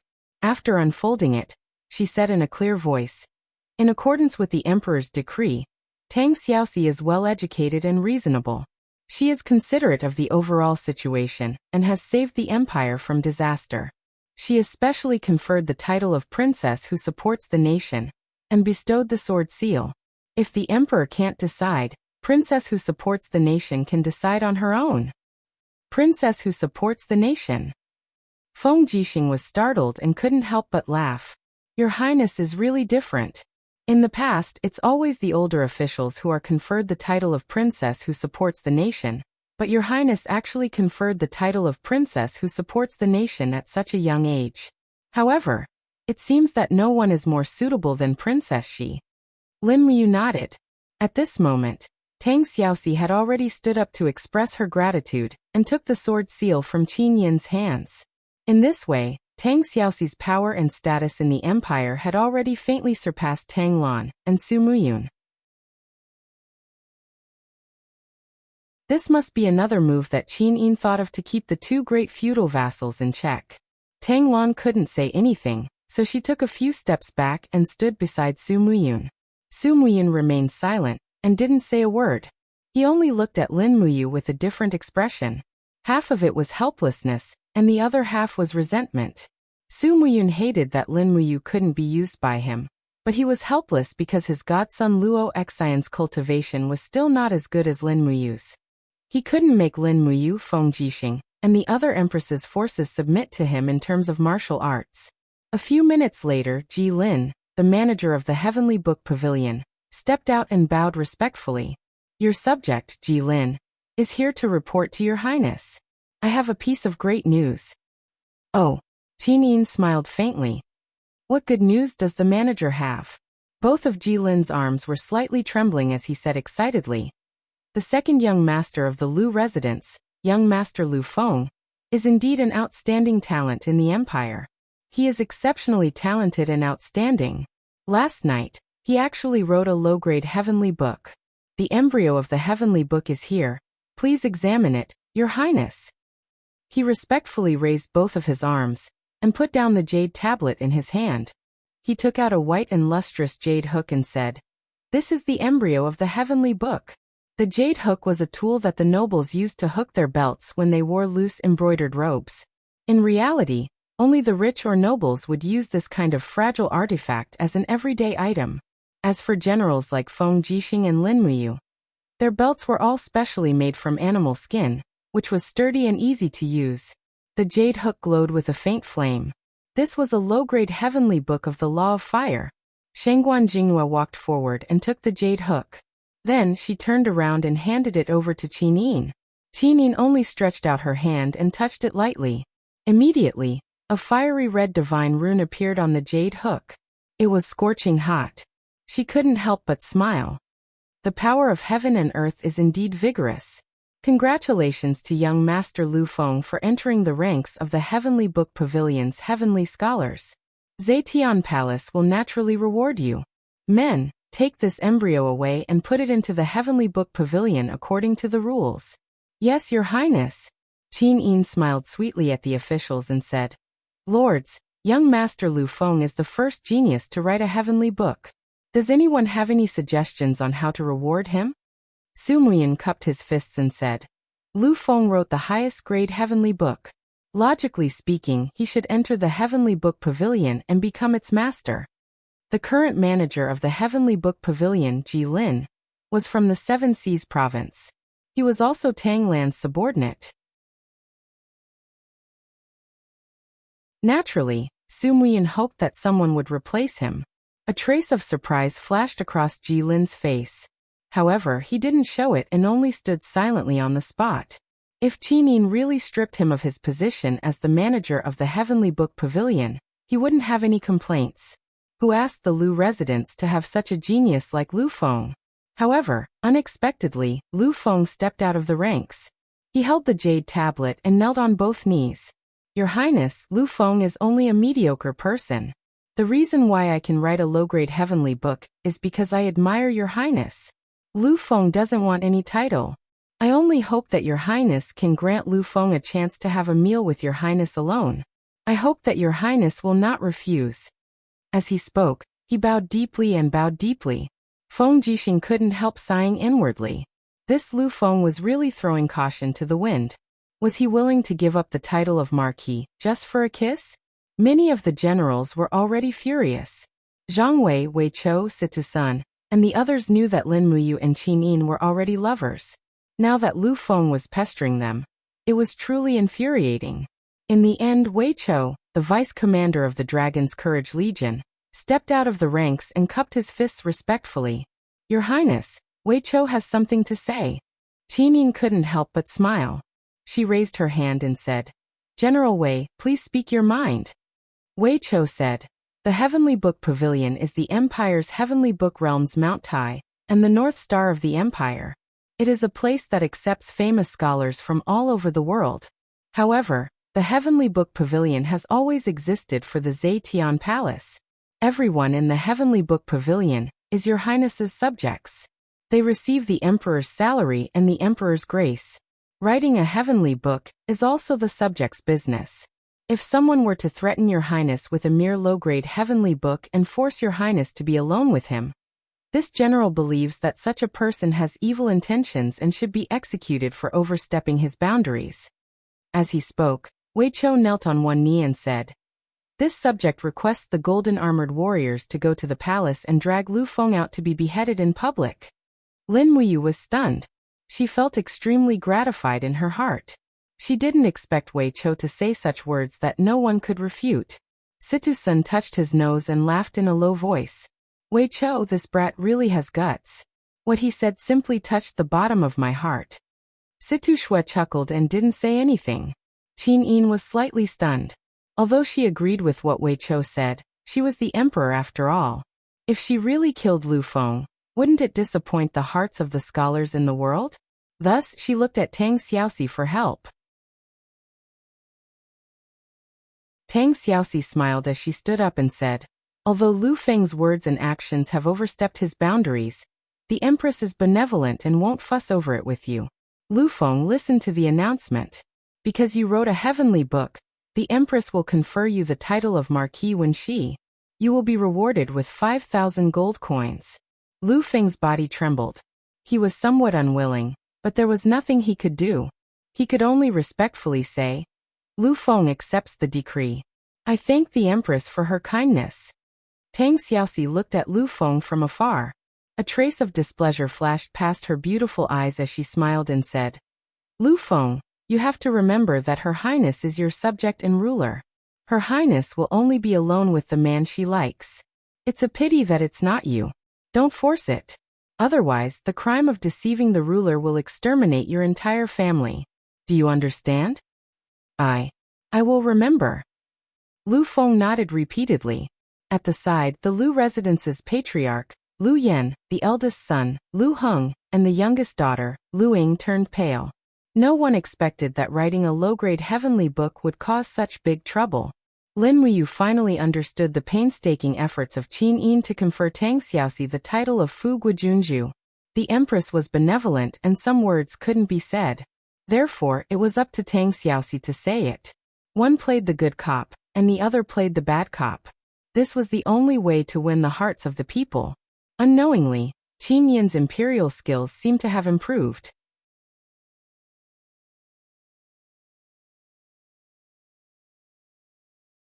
Chapter 559. Creak. After pushing open the door, he saw a group of patrolmen standing there with serious expressions and swords in their hands. There were even 3 commanders among them. Xiao Han was an astute person. He said, Lord Jinggu, are you trying to imprison me? One of the commanders cupped his fists and said with a smile, We are only following orders. Please forgive us, Lord Xiaohan. I believe that Lord Abbot has his reasons. Please rest here for 3 to 5 days, and you should be released from your confinement. 3 to 5 days? Xiaohan frowned. Do you know that in 3 to 5 days, Songnan province will change? Get out of the way, I want to see Zhenggu. Xiaohan. The commander's face was filled with rage as he said, Don't forget who you are. A mere patrol commander dares to address the Lord by his name? Do you think you can act arrogant just because you're capable in handling cases? Stay here. Or don't blame us for being impolite. We are colleagues. We don't want to have a falling out with you. Xiaohan raised his eyebrows and suppressed his anger with difficulty. He cupped his fists respectfully and said, Commander Fong, I would like to ask you to do something for me. What is it? Speak. Fong Zun looked arrogant. I want you to help me pass a message to the valiant Dragon Legion. Tell them that I, Xiaohan, have something important to tell Commander Yu. You know people from the army? Fong Zun couldn't help but sneer. It's too late. Master has already said that you are not allowed to interact with anyone from the outside world. Xiaohan, just give up and stay here. Don't try to play any tricks, or you'll just be asking for trouble. You. Xiaohan clenched his fists. Fighting chi swirled around his body and a gust of wind blew. Xiaohan. Fong Zun said cautiously. Are you trying to rebel? The group of patrolmen pulled out their swords. Some even pointed their crossbows at Xiaohan, as if they were facing a great enemy. As long as Xiaohan made a move, they would definitely attack. After all, Xiaohan was the #1 arrester of the Fire Sparrow Division, so they had to be on guard. Sigh. Xiaohan sighed and loosened his fist. His eyes were filled with disappointment as he looked at the crowd and said, You are all patrolmen of the Fire Sparrow Division, yet you can't tell right from wrong. What a misfortune for the Empire. Fine, all of you can stand guard outside. Xiaohan sat in his room in a daze. His heart was filled with a myriad of emotions. Unwillingness and indignation filled his heart. Not long after, a chirp chirp chirp sound suddenly came from the windowsill. A small fiery red sparrow appeared on the windowsill. Suddenly, Xiaohan was startled and became overjoyed. Fire sparrow, great, it's a fire sparrow. The fire sparrow was a type of bird that could track its target by smell. It was precisely because of this special ability that the Empire had regarded it as a great help in investigating cases for thousands of years. It was also because of this that the Fire Sparrow Division was called the Fire Sparrow Division. However, the number of fire sparrows was too small. There were no more than 20 fire sparrows in the entire Lanyan city. The price of a Fire Sparrow Division was so high that a single Fire Sparrow Division was sold for 100,000 Jin-in coins. As the #1 arrester of the Fire Sparrow Division, Xiaohan was naturally given a fire sparrow. This fire sparrow would come to find Xiaohan once a day, and the rest of the time, it would roam outside looking for food, maintaining its natural wild nature. Huiyu, you're here, come quickly. Xiaohan raised his arm, and the fire sparrow immediately flew and landed on Xiaohan's arm, jumping up and down happily. Xiaohan had raised this fire sparrow for 3 years, and they had a good relationship. Now that Xiaohan was imprisoned here, seeing the fire sparrow again made him feel especially moved. He thought for a moment, then thought about what he had on him. There was a faint smell of alcohol on his palm. It was the smell that Zhang Wei had left behind last night. So Xiaohan moved his palm in front of the fire sparrow and said, Huiyu, smell this. Chirp chirp. The fire sparrow raised its small head, sniffed, and chirped. Help me pass a letter to him. Xiaohan turned around, took out a brush and ink, and wrote on a small piece of paper. Master Zhang Wei, I am the Fire Sparrow Division's Xiaohan that you saved last night. Please inform Commander Yu of the Dragon's Courage Legion that Tang Lu and Tang Tian's secret meeting last night was discovered by me. They were planning to assassinate Songnan Province's chief executive, Su Jiantao. Xiaohan has already been imprisoned in the Fire Sparrow Division. I hope Master Zhang Wei can help me pass the message. After writing a few short sentences, he tied it to the fire sparrow's leg. This was Xiaohan's only hope. He gently caressed the fire sparrow's feathers and said in a low voice, Huiyu, the future of Songnan province depends on you. Go. Chirp chirp. The fire sparrow leaped up and flew out at a strange angle. Outside the window, a few Fire Sparrow Division patrolmen watched as the Fire Sparrow flew out. One of them immediately raised his crossbow and said, "Xiao Han wants to use the Fire Sparrow to send a message outside? Bastard." However, a commander-level patrolman quickly pressed down on his crossbow and said, "You're crazy. You even dare to kill the Fire Sparrow. Stop right now. Do you know the value of this Fire Sparrow?" But Master Abbott said that we can't let Xiao Han divulge any information." "Damn it, just pretend you didn't see this Fire Sparrow and everything will be fine." "Yes, Master." The commander raised his head to look at the direction in which the Fire Sparrow had flown and couldn't help but sigh. He turned to his subordinates and said, "You all didn't see anything. If anyone dares to divulge this matter, I will definitely exterminate his entire family." All the patrolmen cupped their fists and said, "Yes, Master." In the main camp of the Imperial Army, the shouts of training pierced through the sky. Rows and rows of cavalry galloped back and forth, while the infantry and shield soldiers in the training field rapidly changed their battle formations. On the viewing platform, Feng Jixing, Zhang Wei, Luo Yu and the other generals squinted their eyes at the flying dust in front of them. Although they couldn't clearly see the changes in the battle formation, they all became complacent. "The next time we meet the demons, how many armor demons can these 40,000 Imperial Army stop?" Luo Yu asked with a smile. Feng Jixing held the hilt of his saber and said with a smile, "If it was before the battle at Wildfire Plains, I have the confidence to resist 30,000 armor demons with this Imperial Army. However, after the battle at Wildfire Plains, Qian Feng is also training his combat skills. At the same time, he has also equipped the armor demons with better weapons, armors and shields. It would be good if this Imperial Army could resist 20,000 armor demons." Zhang Wei was stunned. "Our Imperial Army's training and battle strength can be counted as one of the best in the Empire, but this can only stop 20,000 demons. Never underestimate the battle strength of the armor demons," Feng Jixing said after taking a deep look at him. At this moment, a bird's chirp suddenly came from the sky. A fiery red bird followed a special scent and flew toward Zhang Wei. It actually landed on Zhang Wei's shoulder and jumped up and down. "Damn, even a sparrow dares to bully me." Zhang Wei raised his hand and slapped it, saying, "Little bird, you found the wrong person. My bird is much more majestic than you. Hurry up and scram, or else I'll use you to accompany my wine tonight." "Wait." Feng Jixing hurriedly stopped and said, "Idiot, can't you see that this is a Fire Sparrow? It's the Fire Sparrow Division's Fire Sparrow Division. There's a letter tied to its leg. Hurry up and take it down to take a look." "Yes, Commander." Luo Yu went forward and grabbed the Fire Sparrow. After taking off the letter, the Fire Sparrow flew away. Luo Yu then respectfully handed the letter to Feng Jixing.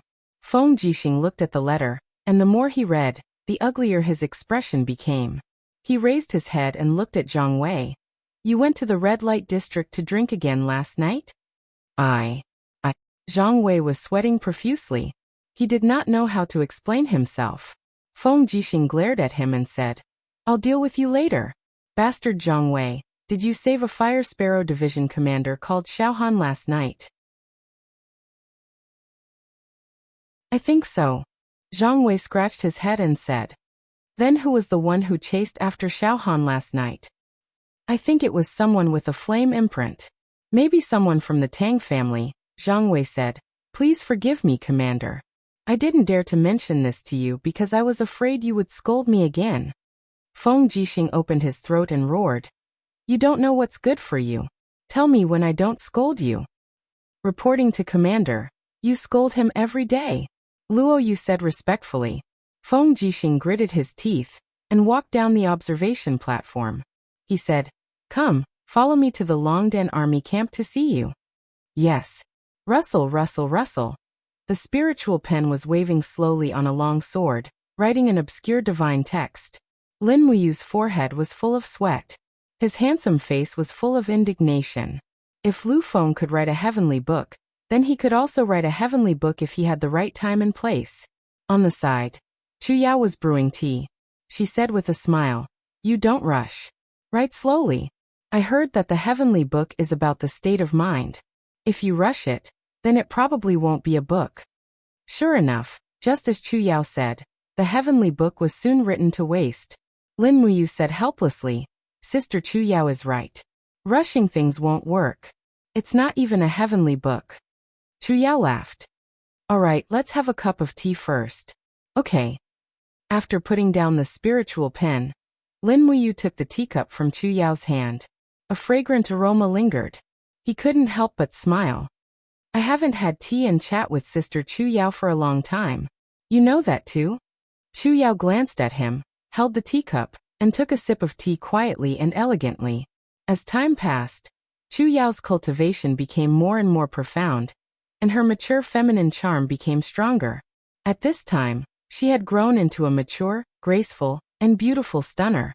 It was no wonder that so many aristocratic children in the capital broke the threshold of the spiritual medicine department to seek marriage. If it wasn't for Chu Yao's noble status as the great deacon of the spiritual medicine department, she might not have been able to withstand the pressure from various forces. Dong dong, dong, Wei Chao's voice came from outside. Master, General Feng wants to see you for something important. Ignoring the fact that the tea was too hot, Lin Muyu gulped it down. It was so hot that her tongue stuck out. What are you doing? Chu Yao said with a smile. I feel that I can't drink this tea when Brother Feng comes, so I have to drink a cup first. After all, it's rare to have a chance to drink tea made by Sister Chu Yao. At this time, Feng Jixing stepped into the side hall. He sniffed and said, What a fragrant tea. It seems that the beauty Chu Yao must be here.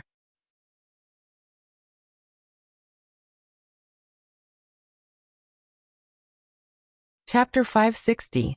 As expected, when Lin Muyu saw Xiao Han's letter, she knew that she would not be able to drink the tea.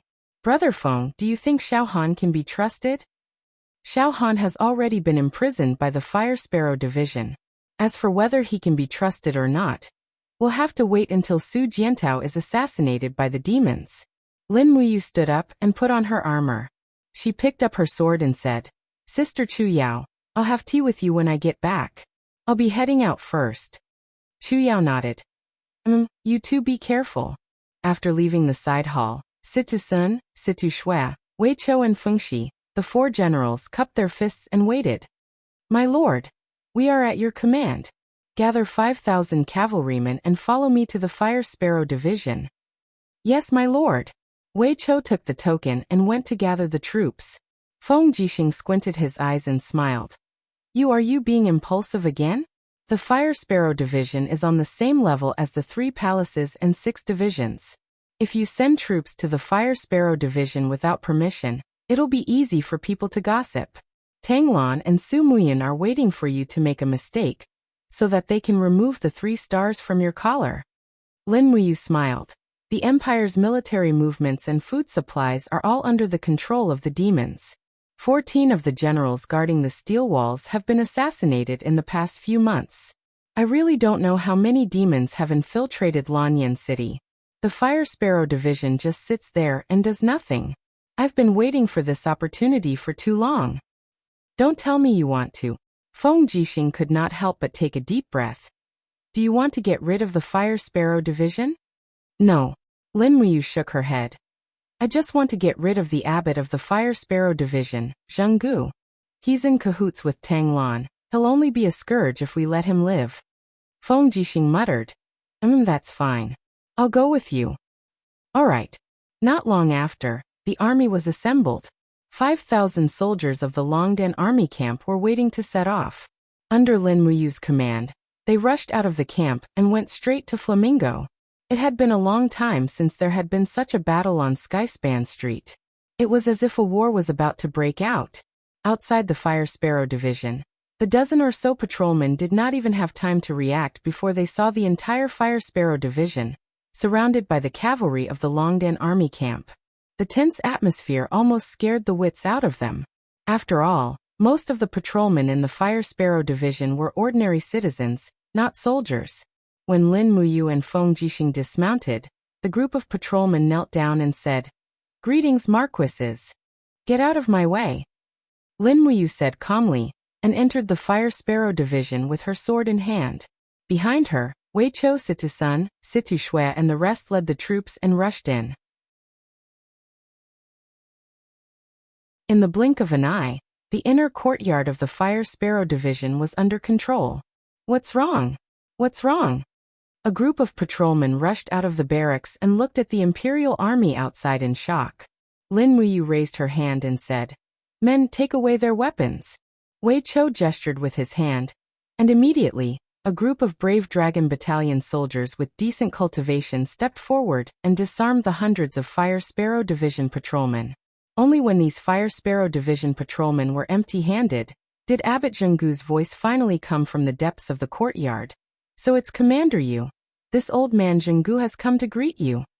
Zhenggu was dressed in the uniform of the abbot of the Fire Sparrow Division with a sword hanging from his waist. He led dozens of patrolmen out, many of whom were commanders. Looking at the disarmed patrolmen in the courtyard, Zhenggu couldn't help but be shocked. "Commander Yu, Commander Feng, what is the meaning of this? Why did you rush into the Fire Sparrow Division and disarm my people?" Lin Muyu smiled. "I suspect that someone in the Fire Sparrow Division is colluding with the demons, so I came to investigate. Master Zhenggu, I hope you will cooperate with my investigation. Tell your men to put down their weapons." "What did you say?" In the crowd, the commander of the patrolmen, Fang Zun, had a face full of anger. "Marquis Yinling, our Fire Sparrow Division is on the same level as the Imperial Army. What right do you have to trespass and disarm us?" Lin Muyu smiled. "Because I have a strong army. What, are you not satisfied?" Her words were very arrogant, leaving Fang Zun speechless. Wei Chou was a little impatient. "Men, disarm all their weapons. If there is any resistance, kill them on the spot." A group of Longdan Army camp soldiers all drew their longbows. The white diamond arrows glowed in the sunlight. Everyone knew about the strength of the Longdan Army camp. Zhenggu naturally did not want the people he had worked so hard to recruit to die under the arrows of the Longdan Army camp. He sighed helplessly. "Everyone put down your weapons and do not resist. Her Highness will give justice to the Fire Sparrow Division's abbot. The world is clear and bright, and we will not allow anyone to act recklessly." Lin Muyu smiled faintly, raised her hand and ordered her men to collect the weapons of the Fire Sparrow Division patrolmen. Her eyes turned cold as she said, "Your Excellency Zhenggu, please take me to your patrol commander Xiao Han." "Xiao Han?" Zhenggu's body trembled. He knew that things were not as simple as he had thought. If Lin Muyu knew of Xiao Han's existence, then it meant that he already knew about Tang Lu and Tang Tian's secret meeting with the demon race. It would also implicate Zhenggu's bribery. Then something big had happened. At that moment, Zhenggu felt that breathing had become very difficult. In the backyard, a group of patrolmen were quickly disarmed. When the door of one of the rooms in the backyard opened, Xiao Han walked out with a face full of shock. He saw Zhenggu standing there with an ashen face. All of the patrolmen from the Fire Sparrow Division had been disarmed, and 2 young generals of the Empire with 3-star military ranks were standing there. The only 2 people who had survived the legendary wind, rain, thunder and lightning were standing right in front of him. Xiao Han stepped forward and suddenly knelt on one knee. Xiao Han greets the 2 commanders. "Rise." Lin Muyu took out Xiao Han's letter and asked, "Xiao Han, everything you wrote, is it true?" "Absolutely true," Xiao Han said in a deep voice. "If there is a single lie, I am willing to die 1,000 times. "Good." Lin Muyu turned to look at Zhenggu. "Master Zhenggu, I have a question for you." "What is it?" Zhenggu muttered. "Why did you imprison Xiao Han? He is the #1 constable of Fire Sparrow Division. Logically speaking, he should be protected in every possible way. Why did you imprison your subordinate's beloved general?" Zhenggu's expression was aghast. Zhenggu has no respect for his superiors. He is audacious. As the abbot of Fire Sparrow Division, I naturally have to punish him. "Is that so? Did Zhenggu tell you about the demon race's plot to assassinate Songnan Province's Su Jiantao?" Lin Muyu's words were like swords, causing Zhenggu to break out in cold sweat uncontrollably. After a few seconds he stammered and said, "Yes, but I don't think he has any solid evidence." Slandering Marquis of North Ridge and Marquis of West Ridge is already a capital offense, so I imprisoned him. Is that so? Lin Wuyu could not help but laugh. Men, take control of Fire Sparrow Division. Thoroughly investigate all the files that Master Zhenggu is in charge of. I want to see if Fire Sparrow Division is just a small yamen. As she spoke, Lin Wuyu looked at Xiao Han. Xiao Han, you should know more about Zhenggu's misdeeds than anyone else. I will leave this matter to you. Xiao Han was startled and said, Commander, you please find someone else. Why? Xiao Han cupped his fists and said, Xiao Han told Milord about the demon race's conspiracy. This is a righteous cause, and Milord Zhenggu has always trusted Xiao Han. If this subordinate personally investigated Milord Zhenggu, how would this be different from an ungrateful villain? This is a small matter. That is why Xiao Han refused. Feng Jixing could not help but laugh. What a loyal and righteous Xiao Han. All right, I'll let you handle this matter personally. Lin Wuyu stared at him with hidden bitterness.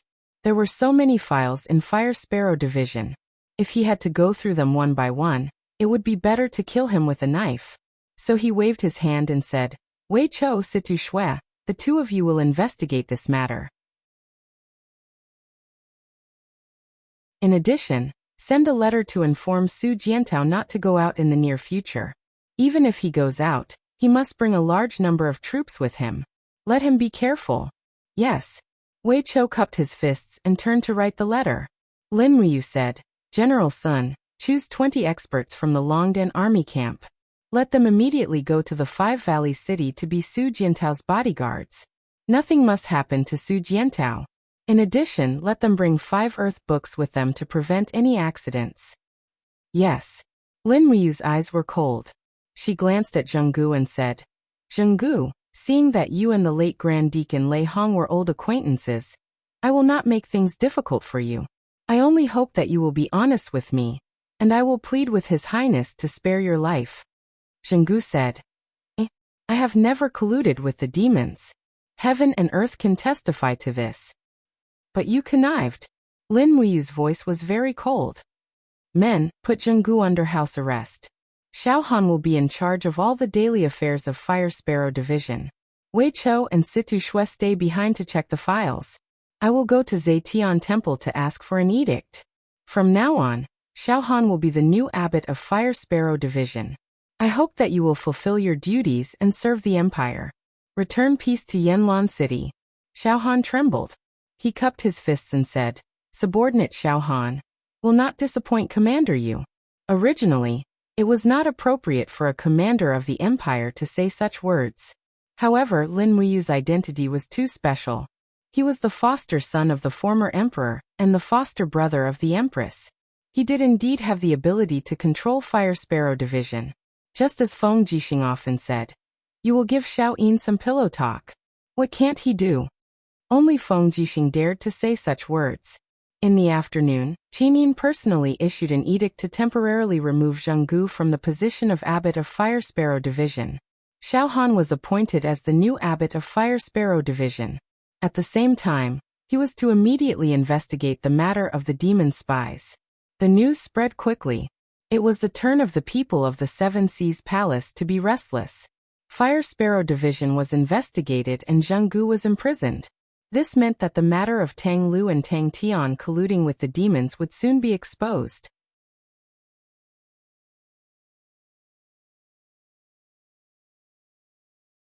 Chapter 561. What should we do? What should we do? Inside the Seven Seas King's mansion, Tang Lu was fidgeting restlessly. His hands were trembling as he held a teacup, and the tea almost spilled out. Tang Tian, who was beside him, wasn't any better. His face was pale as he said, Lin Wuyu actually attacked the Firefinch division. Grandfather, if he and Xiao Han investigate together, second brother and I will be found out sooner or later. Tang Lan leaned on her walking stick and looked at her two good-for-nothing grandsons indifferently. What are you panicking about? Do you have any irrefutable evidence in the hands of Xiao Han or Lin Wuyu? That's not true. Tang Lu said, but Xiao Han heard our negotiation with the demon race.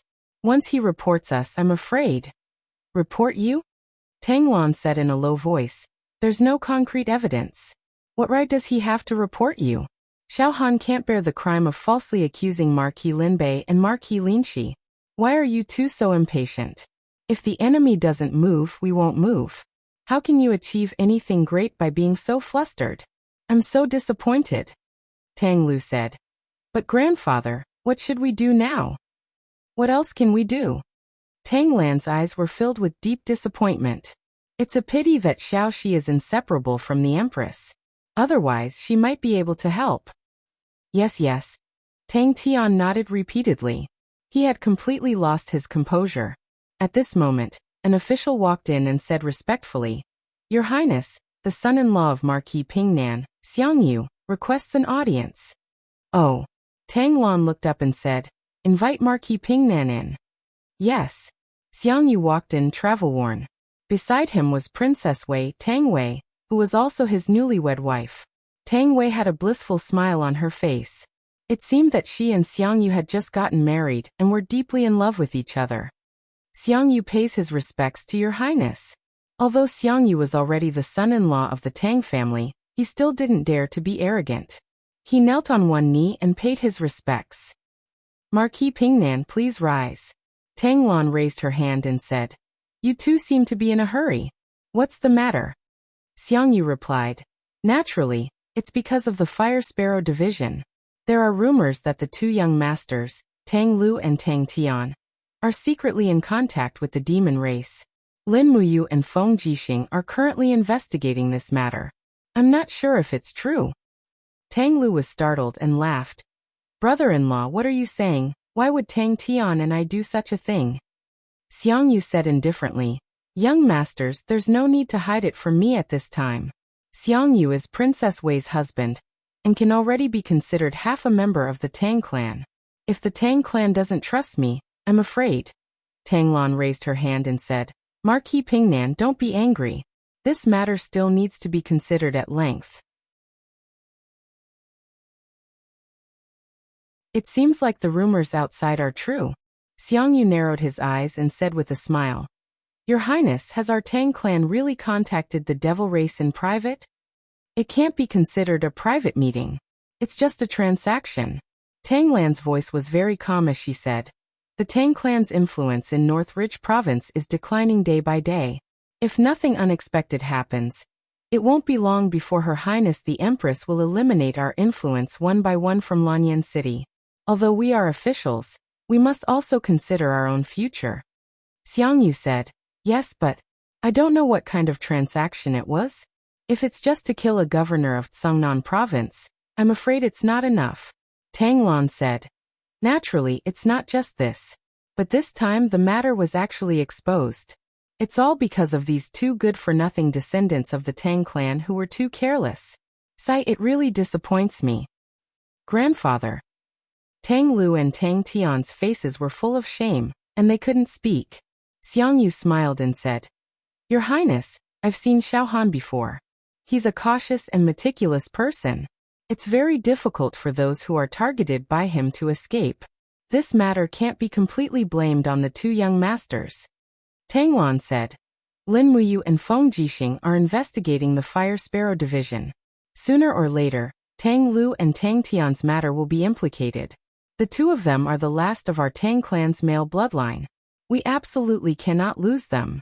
We must think of a method that satisfies both sides. Marquis Pingnan, do you have any brilliant plan? It can't be considered a brilliant plan. It's just a last resort. Please speak. Xiang Yu cupped his fists and said, Your Highness, since Lin Muyu and Feng Jixing are investigating the Fire Sparrow division, there's no need for us to panic. Let's just pretend this matter didn't happen. It's almost time for the spring recruitment. Your Highness, why don't you send the two young masters to the Seven Seas province to recruit soldiers? At the same time, order them to take charge of the Seven Seas province's military. After taking charge of the military, Lin Muyu and Feng Jixing naturally won't be able to do anything to the two young masters. This is like letting the tiger return to the mountain. It should be able to solve this urgent problem. Good, that's exactly what I was thinking. Tang Lan smiled and said, Tang Lu, Tang Tian, the two of you listen up. Immediately take my Tang clan's iron order. and head to the Seven Seas province to command the troops. Remember, the Seven Seas province has close to 300,000 new and old soldiers. The two of you must train the troops diligently. Don't slack off. If you continue to play around and mess things up, I definitely won't let you off lightly. Many thanks, grandfather. Tang Lu and Tang Tian knelt down at the same time and said, "We won't disappoint grandfather again." Tang Lan glanced at Xiang Yu intentionally or unintentionally, and the corners of his mouth curled up as he said, "Depart in 3 days." Yes. How about Marquis Pingnan stay behind for a reunion dinner? Yes. Late at night, Xiang Yu and Tang Wei both left the Seven Seas Lord's palace with their guards and returned to their own residences, whereas the lights in Tang Lan's room were still dim. Tang Lu and Tang Tian stood at the side and watched Tang Lan sip his tea. Finally, Tang Lu lost his patience and said, "Grandfather, when exactly did you summon the two of us here in the middle of the night?" Tang Lan's aged eyes looked at the two of them and said, "After the 5th watch, the two of you change into casual clothes and depart. Go out of the small western gate of Lanyan City and find the Tang clan's barracks 5 kilometers away. Dispatch 5,000 armored cavalry to accompany you and depart. You must leave Lanyan City at daybreak and must arrive at the Seven Seas Pass before sunset the day after tomorrow. Understand?" Tang Lu was taken aback. "But grandfather, didn't you say we'll depart in 3 days? Why are you in such a hurry?" "Little brother Tian, and I still have many things to pack." "Don't pack. When you arrive at Seven Seas Pass, what will you lack?" Tang Lan looked at his 2 grandsons and said, "The two of you are the last hope of the Tang clan. I can't let the two of you lose your lives in Lanyan City. The two of you must live up to expectations, and cannot continue living in such a muddle-headed manner. Look at Lin Muyu and Feng Jixing. They are about the same age as the two of you, but they can already assume responsibility and assume the position of commander of the Empire's army. The two of you. If the two of you don't live up to expectations, the Tang clan will really be finished." Tang Tian nodded. "Grandfather, we understand. We'll depart at the 5th watch. Remember to change into casual clothes and leave from the back door of the residence. Don't alarm anyone. Just the two of you leaving the city will be enough. I've already established a connection with the guards at the city gate. They will naturally let you out of the city." "Yes, I understand." Tang Lu knelt on the ground and raised his head to look at Tang Lan. His body was slightly trembling as he said, "Grandfather, Tang Lu also hopes to be able to carry the Tang clan's foundation, and I also hope to be able to become even stronger.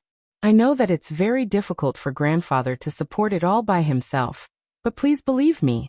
Little brother Tian and I will surely become even stronger, and we won't disappoint grandfather.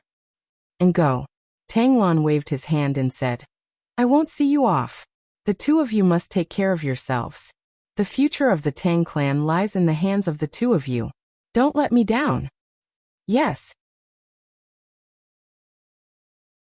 After the 5th watch, 2 fast horses hurriedly left the back door of the Tang residence and disappeared into the night in the blink of an eye. After passing through the west gate of Lanyan City, the sky had already begun to brighten. After entering the Tang clan's camp in the west of the city, a general came forward to welcome them. He cupped his fists and said, "General Tang Su has received orders from His Highness. The 5,000 light cavalrymen are ready to depart at any time. Young masters, should we depart immediately?" "Let's depart." Tang Lu nodded his head. After experiencing the events of last night, he seemed to have matured a lot in an instant. In his and Tang Tian's memories, Tang Lan was always so smart and capable and in control of everything. But just last night, Tang Lu saw an aged and helpless expression on his grandfather's face. He felt extremely distressed. Tang Lan was old and was powerless. The future of the Tang clan could only depend on themselves. Tang Su raised his long whip and loudly said, "Brothers, let's depart. We will escort the 2 young masters back to the Seven Seas province. We will take the small path and avoid the official road." The majestic cavalrymen stirred up a cloud of dust. Everyone avoided the main road and passed through the small path. This group of light cavalrymen were all equipped with crossbows and spears. They could be considered the most elite troops of the Tang clan. At this time, This army also carried Tanglan's last hope. The army galloped through the forest until sunset. They rested at the edge of the forest, fed the horses, and didn't rest after eating a full meal. They once again mounted their horses and madly galloped in the direction of the Seven Seas Pass. Although Tang Lu didn't understand the art of war, he knew that speed was important in war. The faster he moved, the safer he would be. After all, Lin Muyu and Feng Jixing might not be aware that he and Tang Tian had already left Lanyan City. The curtain of night descended. In the middle of the night, a bright moon hung in the sky, illuminating the forest in all directions. It seemed to bring a trace of precious warmth to the chilly forest. Tang Lu had an exhausted expression as he spurred his horse to gallop swiftly. At the side, Tang Tian spoke with slight anger. "Second brother, why are we marching like this? There aren't any pursuers behind us. We're just torturing ourselves. Grandfather is also too much. He made us leave in such a hurry. I didn't even have time to tidy up. We didn't even bring out a single one of our dancers." Tang Lu frowned and said, "Stop complaining, you insensible fellow." Tang Tian still wanted to argue, but he suddenly saw an icy light charging into the sky from afar, and he couldn't help but turn pale with fright. "Second brother, be careful. There's someone there." "What?" Tang Lu, Tang Su, and the others looked over, only to see a dense icy light in the forest at the side of the small path. In the sky, a black figure stepped on the icy light as he approached. He wore a black robe, but it was difficult to conceal the 3 dazzling golden stars on his collar and the armor beneath his battle robe. With a clang, he pulled out the long sword on his back. Starlight flickered as he laughed in a low voice. "Tang Lu, Tang Tian, do you 2 pieces of trash think you can escape?" "Lin Muyu." Tang Lu and Tang Su's faces were ashen at the same time.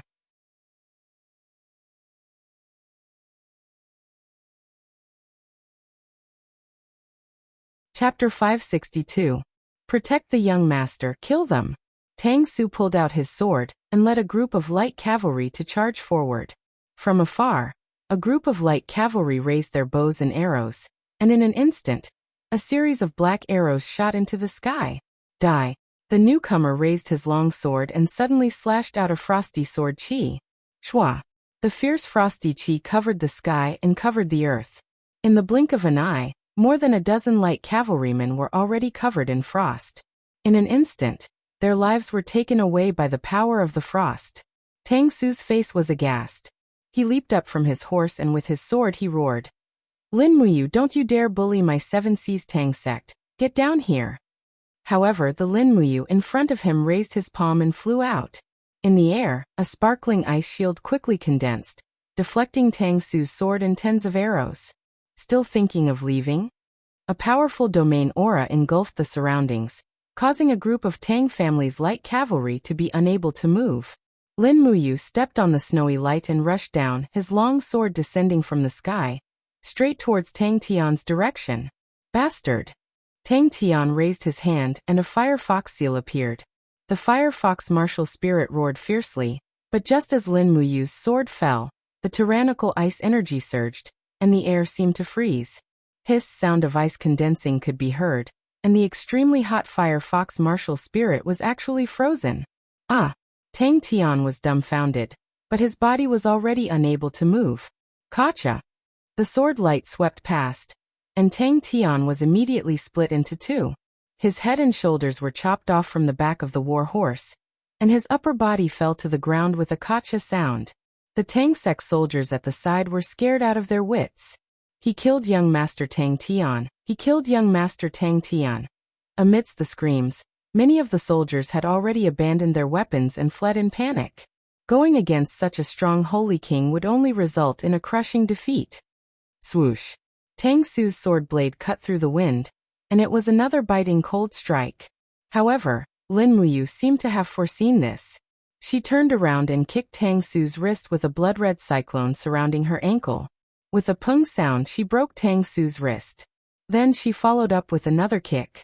Tang Su instantly fell into the weeds far away like a kite with a broken string. While he was in the air, he shouted, "Change to a white drill arrow. We must protect the young master." The light cavalrymen in the front and back arrived one after another. They switched to their longbows, drew their arrows, and began to shoot fiercely. Dang dang dang. The white drill arrows hit the ice shield again and again. After all, it was difficult for one fist to fight against four hands. Lin Muyu. Estochi had obviously dimmed a lot. Under the moonlight, his pair of eyes actually had a faint purple glow. He looked at the enemies around him ferociously and roared. You are courting death. Hua.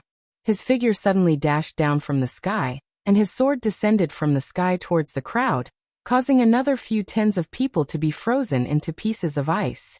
His sword light flashed before vanishing, and he headed straight for the fleeing Tang Lu. Bastard! Tang Lu suddenly turned around, and the firefox seal in his hand soared into the sky. At the same time, the light on his sword surged. This was the light of the mid-grade earth book. An earthy yellow light soared into the sky, and the power of heaven and earth had already been activated. Flames whizzed out and went straight for the attacker's body. Pung!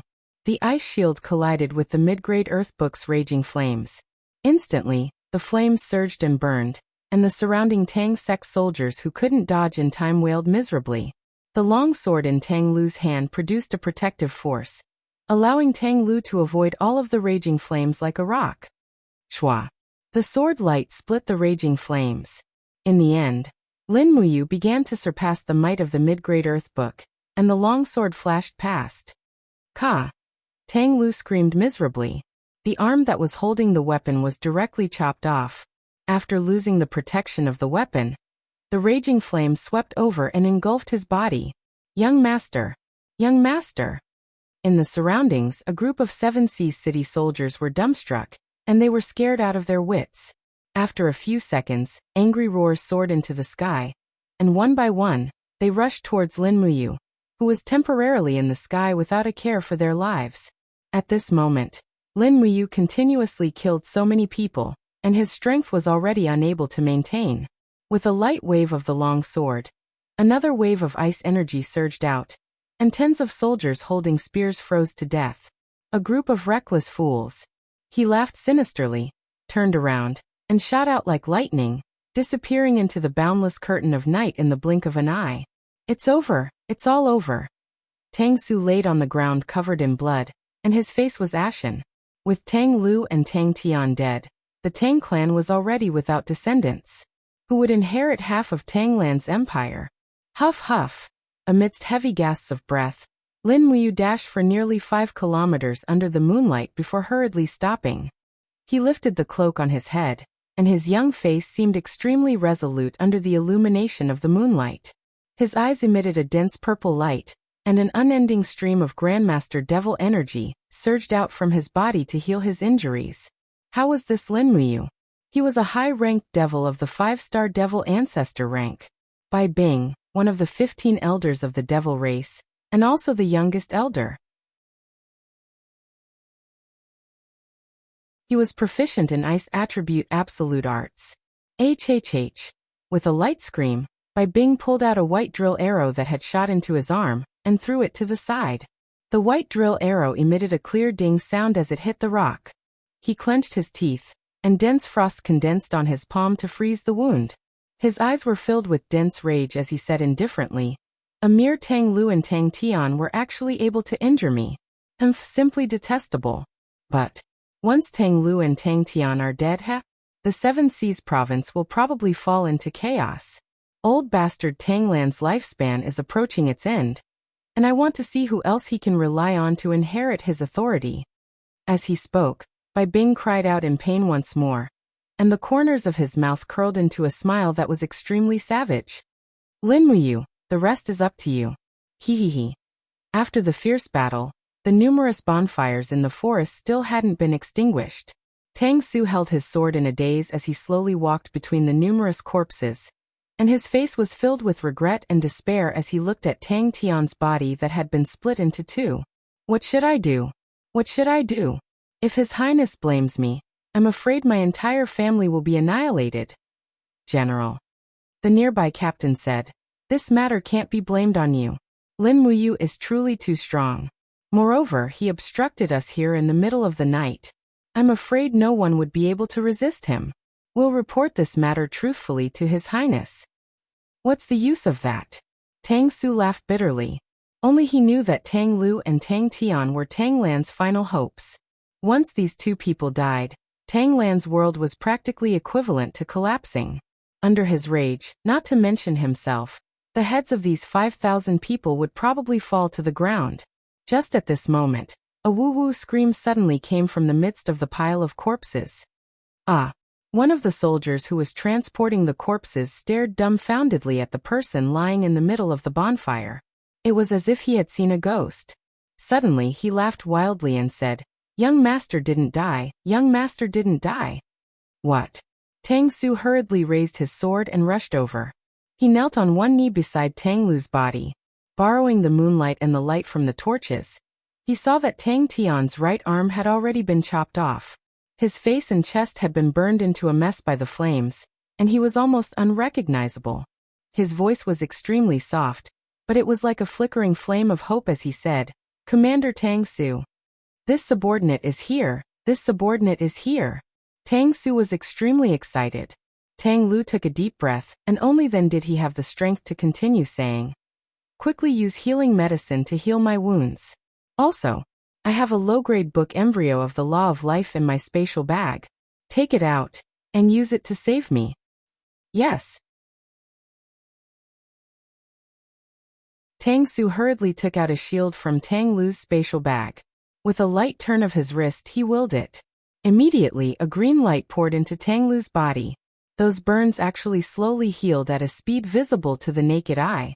Although it still looked so tragic, there was already a trace of blood. This proved that Tang Lu's life could be saved. "Help me sit up," Tang Lu said in a weak voice. "Yes." Tang Su hurriedly placed a military bag behind Tang Lu and helped him up to lean against it. He said, "Young master, if you have anything to say, just say it. I'll treat your wounds." As he spoke, Tang Su opened a bottle of high-quality healing medicine, and the medicinal liquid ceaselessly poured onto Tang Lu's severed arm and burned wounds. Traces of coolness seeped into his body, causing Tang Lu to be unable to help but quiver and suck in a breath of cold air. After a while Tang Lu said, "Commander Tang Su, don't spread the news that I'm still alive." "Yes." Tang Su nodded. Tang Lu continued, "Let the soldiers surround this place and forbid them from talking to each other. Forget about the soldiers on the periphery. Kill all the soldiers who see me alive. Give their families double the compensation." Yes. Tang Su's heart went cold. He had never imagined that Tang Lu would be so ruthless. Tang Lu's breathing was somewhat hurried as he said, "Announce to the outside world that I'm already dead, and that the person who killed me and brother Tian was Lin Muyu." The people of Iha country saw Lin Muyu use a supreme technique of the laws of ice in the Heavenly Tome monolith forest to instantly kill many people. This debt will be placed on his head. Take the corpses of brother Tian and the soldiers who died in battle back to Lanyan City, and seek justice for the Tang family at the Zetian Hall. In addition, send 2 people to escort me to the Seven Seas province. Just treat it as if I, Tang Lu, am no longer in this world. Why? Because someone wants me dead. Tang Lu's eyes were filled with coldness as he said, "I must die. Only after I die can I find out who it is that wants me dead so badly. I will make them pay tenfold." Yes, this subordinate understands. In addition, the news that I'm not dead can only be told to grandfather. "Commander Tang Su, you must keep it a secret, understood?" "Understood. Find a charred corpse and treat it as my corpse. Bring it back to Lanyan City." Yes. Under the moonlight, quite a few soldiers began to cry. Tang Su's eyes were also red. After bringing the corpses of the 2 young masters, he said, "Brothers, let's return to Lanyan City and seek justice for the 2 young masters of our Tang family. They cannot die in vain. The murderer, Lin Muyu, must receive the severe punishment of the Zetian Hall."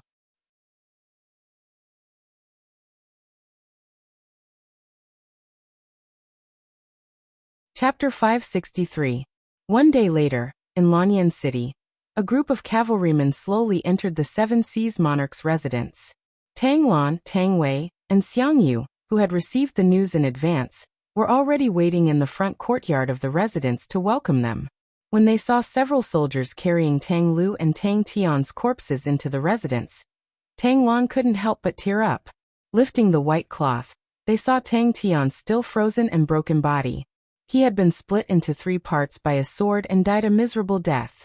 When they saw Tang Lu's corpse, Tang Luan was already sobbing. The white-haired person had to send off the black-haired person. The world was extremely miserable. Tang Wei's eyes were red as she looked coldly at Tang Su and said sternly, "Commander Tang Su, how did you do things? Why are you still standing there alive after Tang Lu and Tang Tian were assassinated?" Tang Su didn't say anything. He just slowly knelt down and remained silent. Xiang Yu held Tang Wei's shoulder and said, "Xiao Wei, calm down first." As he spoke, Xiang Yu walked forward and held Tang Lan's arm, saying, "Your Highness, please restrain your grief and accept fate. What we need to do now is to immediately find out the real culprit and avenge the 2 young masters. No matter who it is, since they dared to provoke the 7 Seas Tang sect, they must bear the consequences." Xiang Yu's eyes were filled with coldness and killing intent. Tang Luan asked with a trembling voice, "Commander Tang Su, what's going on? Who dares to assassinate my 2 grandsons?" It was Lin Muyu. Tang Su trembled all over and said. He had the power of the sacred domain and was also well versed in the law of ice chi. The sword he used looked no different from the astral treasured sword. "Your Highness." He wore a 3-star military rank, an imperial commander level military rank. If it wasn't Lin Muyu, who else could it be? Lin Muyu. Lin Muyu. Tang Luan seemed to instantly age to the point where he was about to pass away. He slumped to the ground and said, "Preserve all the evidence of Lin Muyu's assassination of Tang Lu and Tang Tian." Tang Su failed to protect them. "Men, throw Tang Su into the death cell, and choose a day to execute him. Tomorrow, follow me to the palace. I, Tang Luan, will seek justice for Tang Lu and Tang Tian, even if I have to risk my old bones." "Your Highness." Tang Su knelt on the ground, his face filled with confusion. Xiang Yu walked forward and easily removed the 3-star military insignia from Tang Su's collar. He said indifferently, "Trash, even 5,000 people could not save the lives of the 2 young masters. What use are you?" Tang Su lowered his head and said nothing. At night, the Tang sect wore mourning clothes and placed Tang Lu's and Tang Tian's memorial tablets in the main hall. The weeping sounds of the womenfolk rang out unceasingly. Not long after, Tang Xiaoxi also arrived. Although Tang Lu and Tang Tian had always been at odds with her, they were, after all, siblings who had grown up together. Now that she saw Tang Lu and Tang Tian dead, Tang Xiaoxi naturally didn't feel good in her heart. "Grandpa," Tang Xiaoxi held Tang Lan's arm. Looking at Tang Lan's pale face, Tang Xiaoxi felt her heart ache. She said, "Grandpa, don't torture your body. Why don't you eat something first?" "I can't eat." Tang Lan's voice was a little weak as she said, "I did not expect that Lin Muyu would actually act so viciously, killing 2 of my Tang family's heirs in one fell swoop, severing the bloodline of the Tang sect. Lin Muyu, Lin Muyu, what have I, Tang Lan, done to you? Just come at me. Why did you kill my Lu'er and Tian?" "No." Tang Xiaoxi shook her head repeatedly. "Mu isn't that kind of person, he wouldn't do such a thing. Grandpa, leave this matter to me, I will definitely get to the bottom of it." "No need." Tang Luan shook his head. "The evidence is conclusive, it is indeed Lin Muyu. Xiaoxi, you keep watch for the 2 elder brothers. Grandpa wants to go see what that trash Tang Su has to say." Tang Xiaoxi knew that she couldn't refute Tang Lan's thoughts, and she could only take it one step at a time. Death row prison of the king's mansion. Tang Su's arms were strung up, and his body was riddled with scars. Those who entered the death row prison were naturally not treated well. However, Tang Su had trained in martial arts, and this torture was not enough to kill him. "Your Highness." A group of prison guards cupped their fists and saluted. Tang Lan nodded and said, "All of you are dismissed. Guard the outside well. Without my orders, no one is to enter." Yes. The prison guards were all dismissed, and the entire death row prison was only left with Tang Lan, Tang Su, and Tang Lan's 4 personal guards. Seeing Tang Su's wretched appearance, Tang Lan nodded and said, Men, release Commander Tang Su. Yes. The guard stepped forward to remove Tang Su's shackles, bringing a stool for him to sit down. Commander Tang Su, it has been hard on you. Tang Lan also sat down, saying passively, now you can tell me, who was it that tried to assassinate my Lu'er and Tianer? Tang Su was startled. Your Highness already knows that it wasn't Lin Muyu? Tang Lan's voice was cold. Lin Muyu is currently investigating the Flame Crane's division's case, and he was still at Flame Crane's division last night. There is no way he could come and go without a trace and kill people hundreds of miles away. Tell me, who was it that was able to kill my 2 grandsons under the protection of 5,000 guards? I really don't know the specific identity of the assassin. Tang Su frowned, but I can be sure that it wasn't Lin Muyu, because he didn't use the God-binding chains or the 7 luminaries' celestial gourd. He didn't even use the 7 luminaries' profound force or the star art. Instead, his moves seemed to be from another world, and his battle aura had a faint blood-red color. Blood-red battle aura? Another world's move? Tang Lan raised his eyebrows, saying, if you have something to say, just say it. Yes. Tang Su took a deep breath, saying, looking at his swordsmanship and battle aura, I think he is a high-ranking demon. The red battle aura was a demonic battle aura and master demon force that he deliberately used. However, this person is good at using ice laws, so he pretended to be Lin Muyu, making the world think that it was Lin Muyu's star art's Jade Snow Ice. Lin Muyu displayed the power of the Jade Snow Ice in the White Leaves Forest, and now everyone knows that he is an expert in controlling ice. The demons must also think that this can fool the world. Demons? Tang Lan narrowed his eyes. You mean to say that someone colluded with the high-ranking demons and used them to kill my 2 grandsons, right? Tang Su cupped his fists. Yes, this subordinate thinks so. Who would want the Tang clan to end its bloodline? The first possibility is Feng Jixing. Feng Jixing is under the direct command of Her Highness. If Her Highness wants to eliminate the Tang clan's military power, the first step would be to eliminate the Tang clan's descendants. The second possibility is Su Muyun. There are only 2 kings in the empire, and only Her Highness can fight against Su Muyun's powerful military power. As long as Her Highness dies, Su Muyun still has Su Yu and Luo Xian behind him, and half of the empire will fall into his hands. The third possibility is Qin Yi. The Lingnan Iha nation has always been eyeing the empire covetously, and Her Highness and Su Muyun are the 2 pillars of the empire. If the Tang clan falls, Qin Yi will be one of the beneficiaries. Furthermore, with the death of the 2 young masters, there will definitely be internal unrest in the empire's military. This is what Qin Yi wants to see the most. The fourth possibility is Zheng Yifan. After returning to the empire, Zheng Yifan hasn't really taken the initiative, and his military power is also limited to the Divine Might Battalion. However, the empire already has the Imperial Guards and the Longdan Army Camp. Zheng Yifan wants to expand the army, but he doesn't have the strength to do so. Once the Tang clan falls into chaos, perhaps Zheng Yifan will have the opportunity to control part of the Seven Seas province's military power. The fifth possibility is... Tang Su suddenly paused and didn't continue speaking. Tang Lan smiled faintly and waved her hand. I know everything. There are countless possibilities. My Lu'er and Tian were just fooling around, but because of their identity as descendants of the Tang sect, they were met with this unexpected disaster. No matter who killed them, I'll find out the truth and make them pay with their blood. Yes. Tang Su stood up and slowly knelt in front of Tang Lan. Your Highness, this subordinate has one more thing to tell you. What is it? Tang Su trembled as he took out a spatial bag from his bosom. It was a pure white spatial bag made of animal skin. Tang Lan recognized this spatial bag. It was a gift he had given to Tang Lu for his 18th birthday. Tang Lan's body trembled for a moment. This is, yes. Tang Su nodded. His eyes flickered with some joy.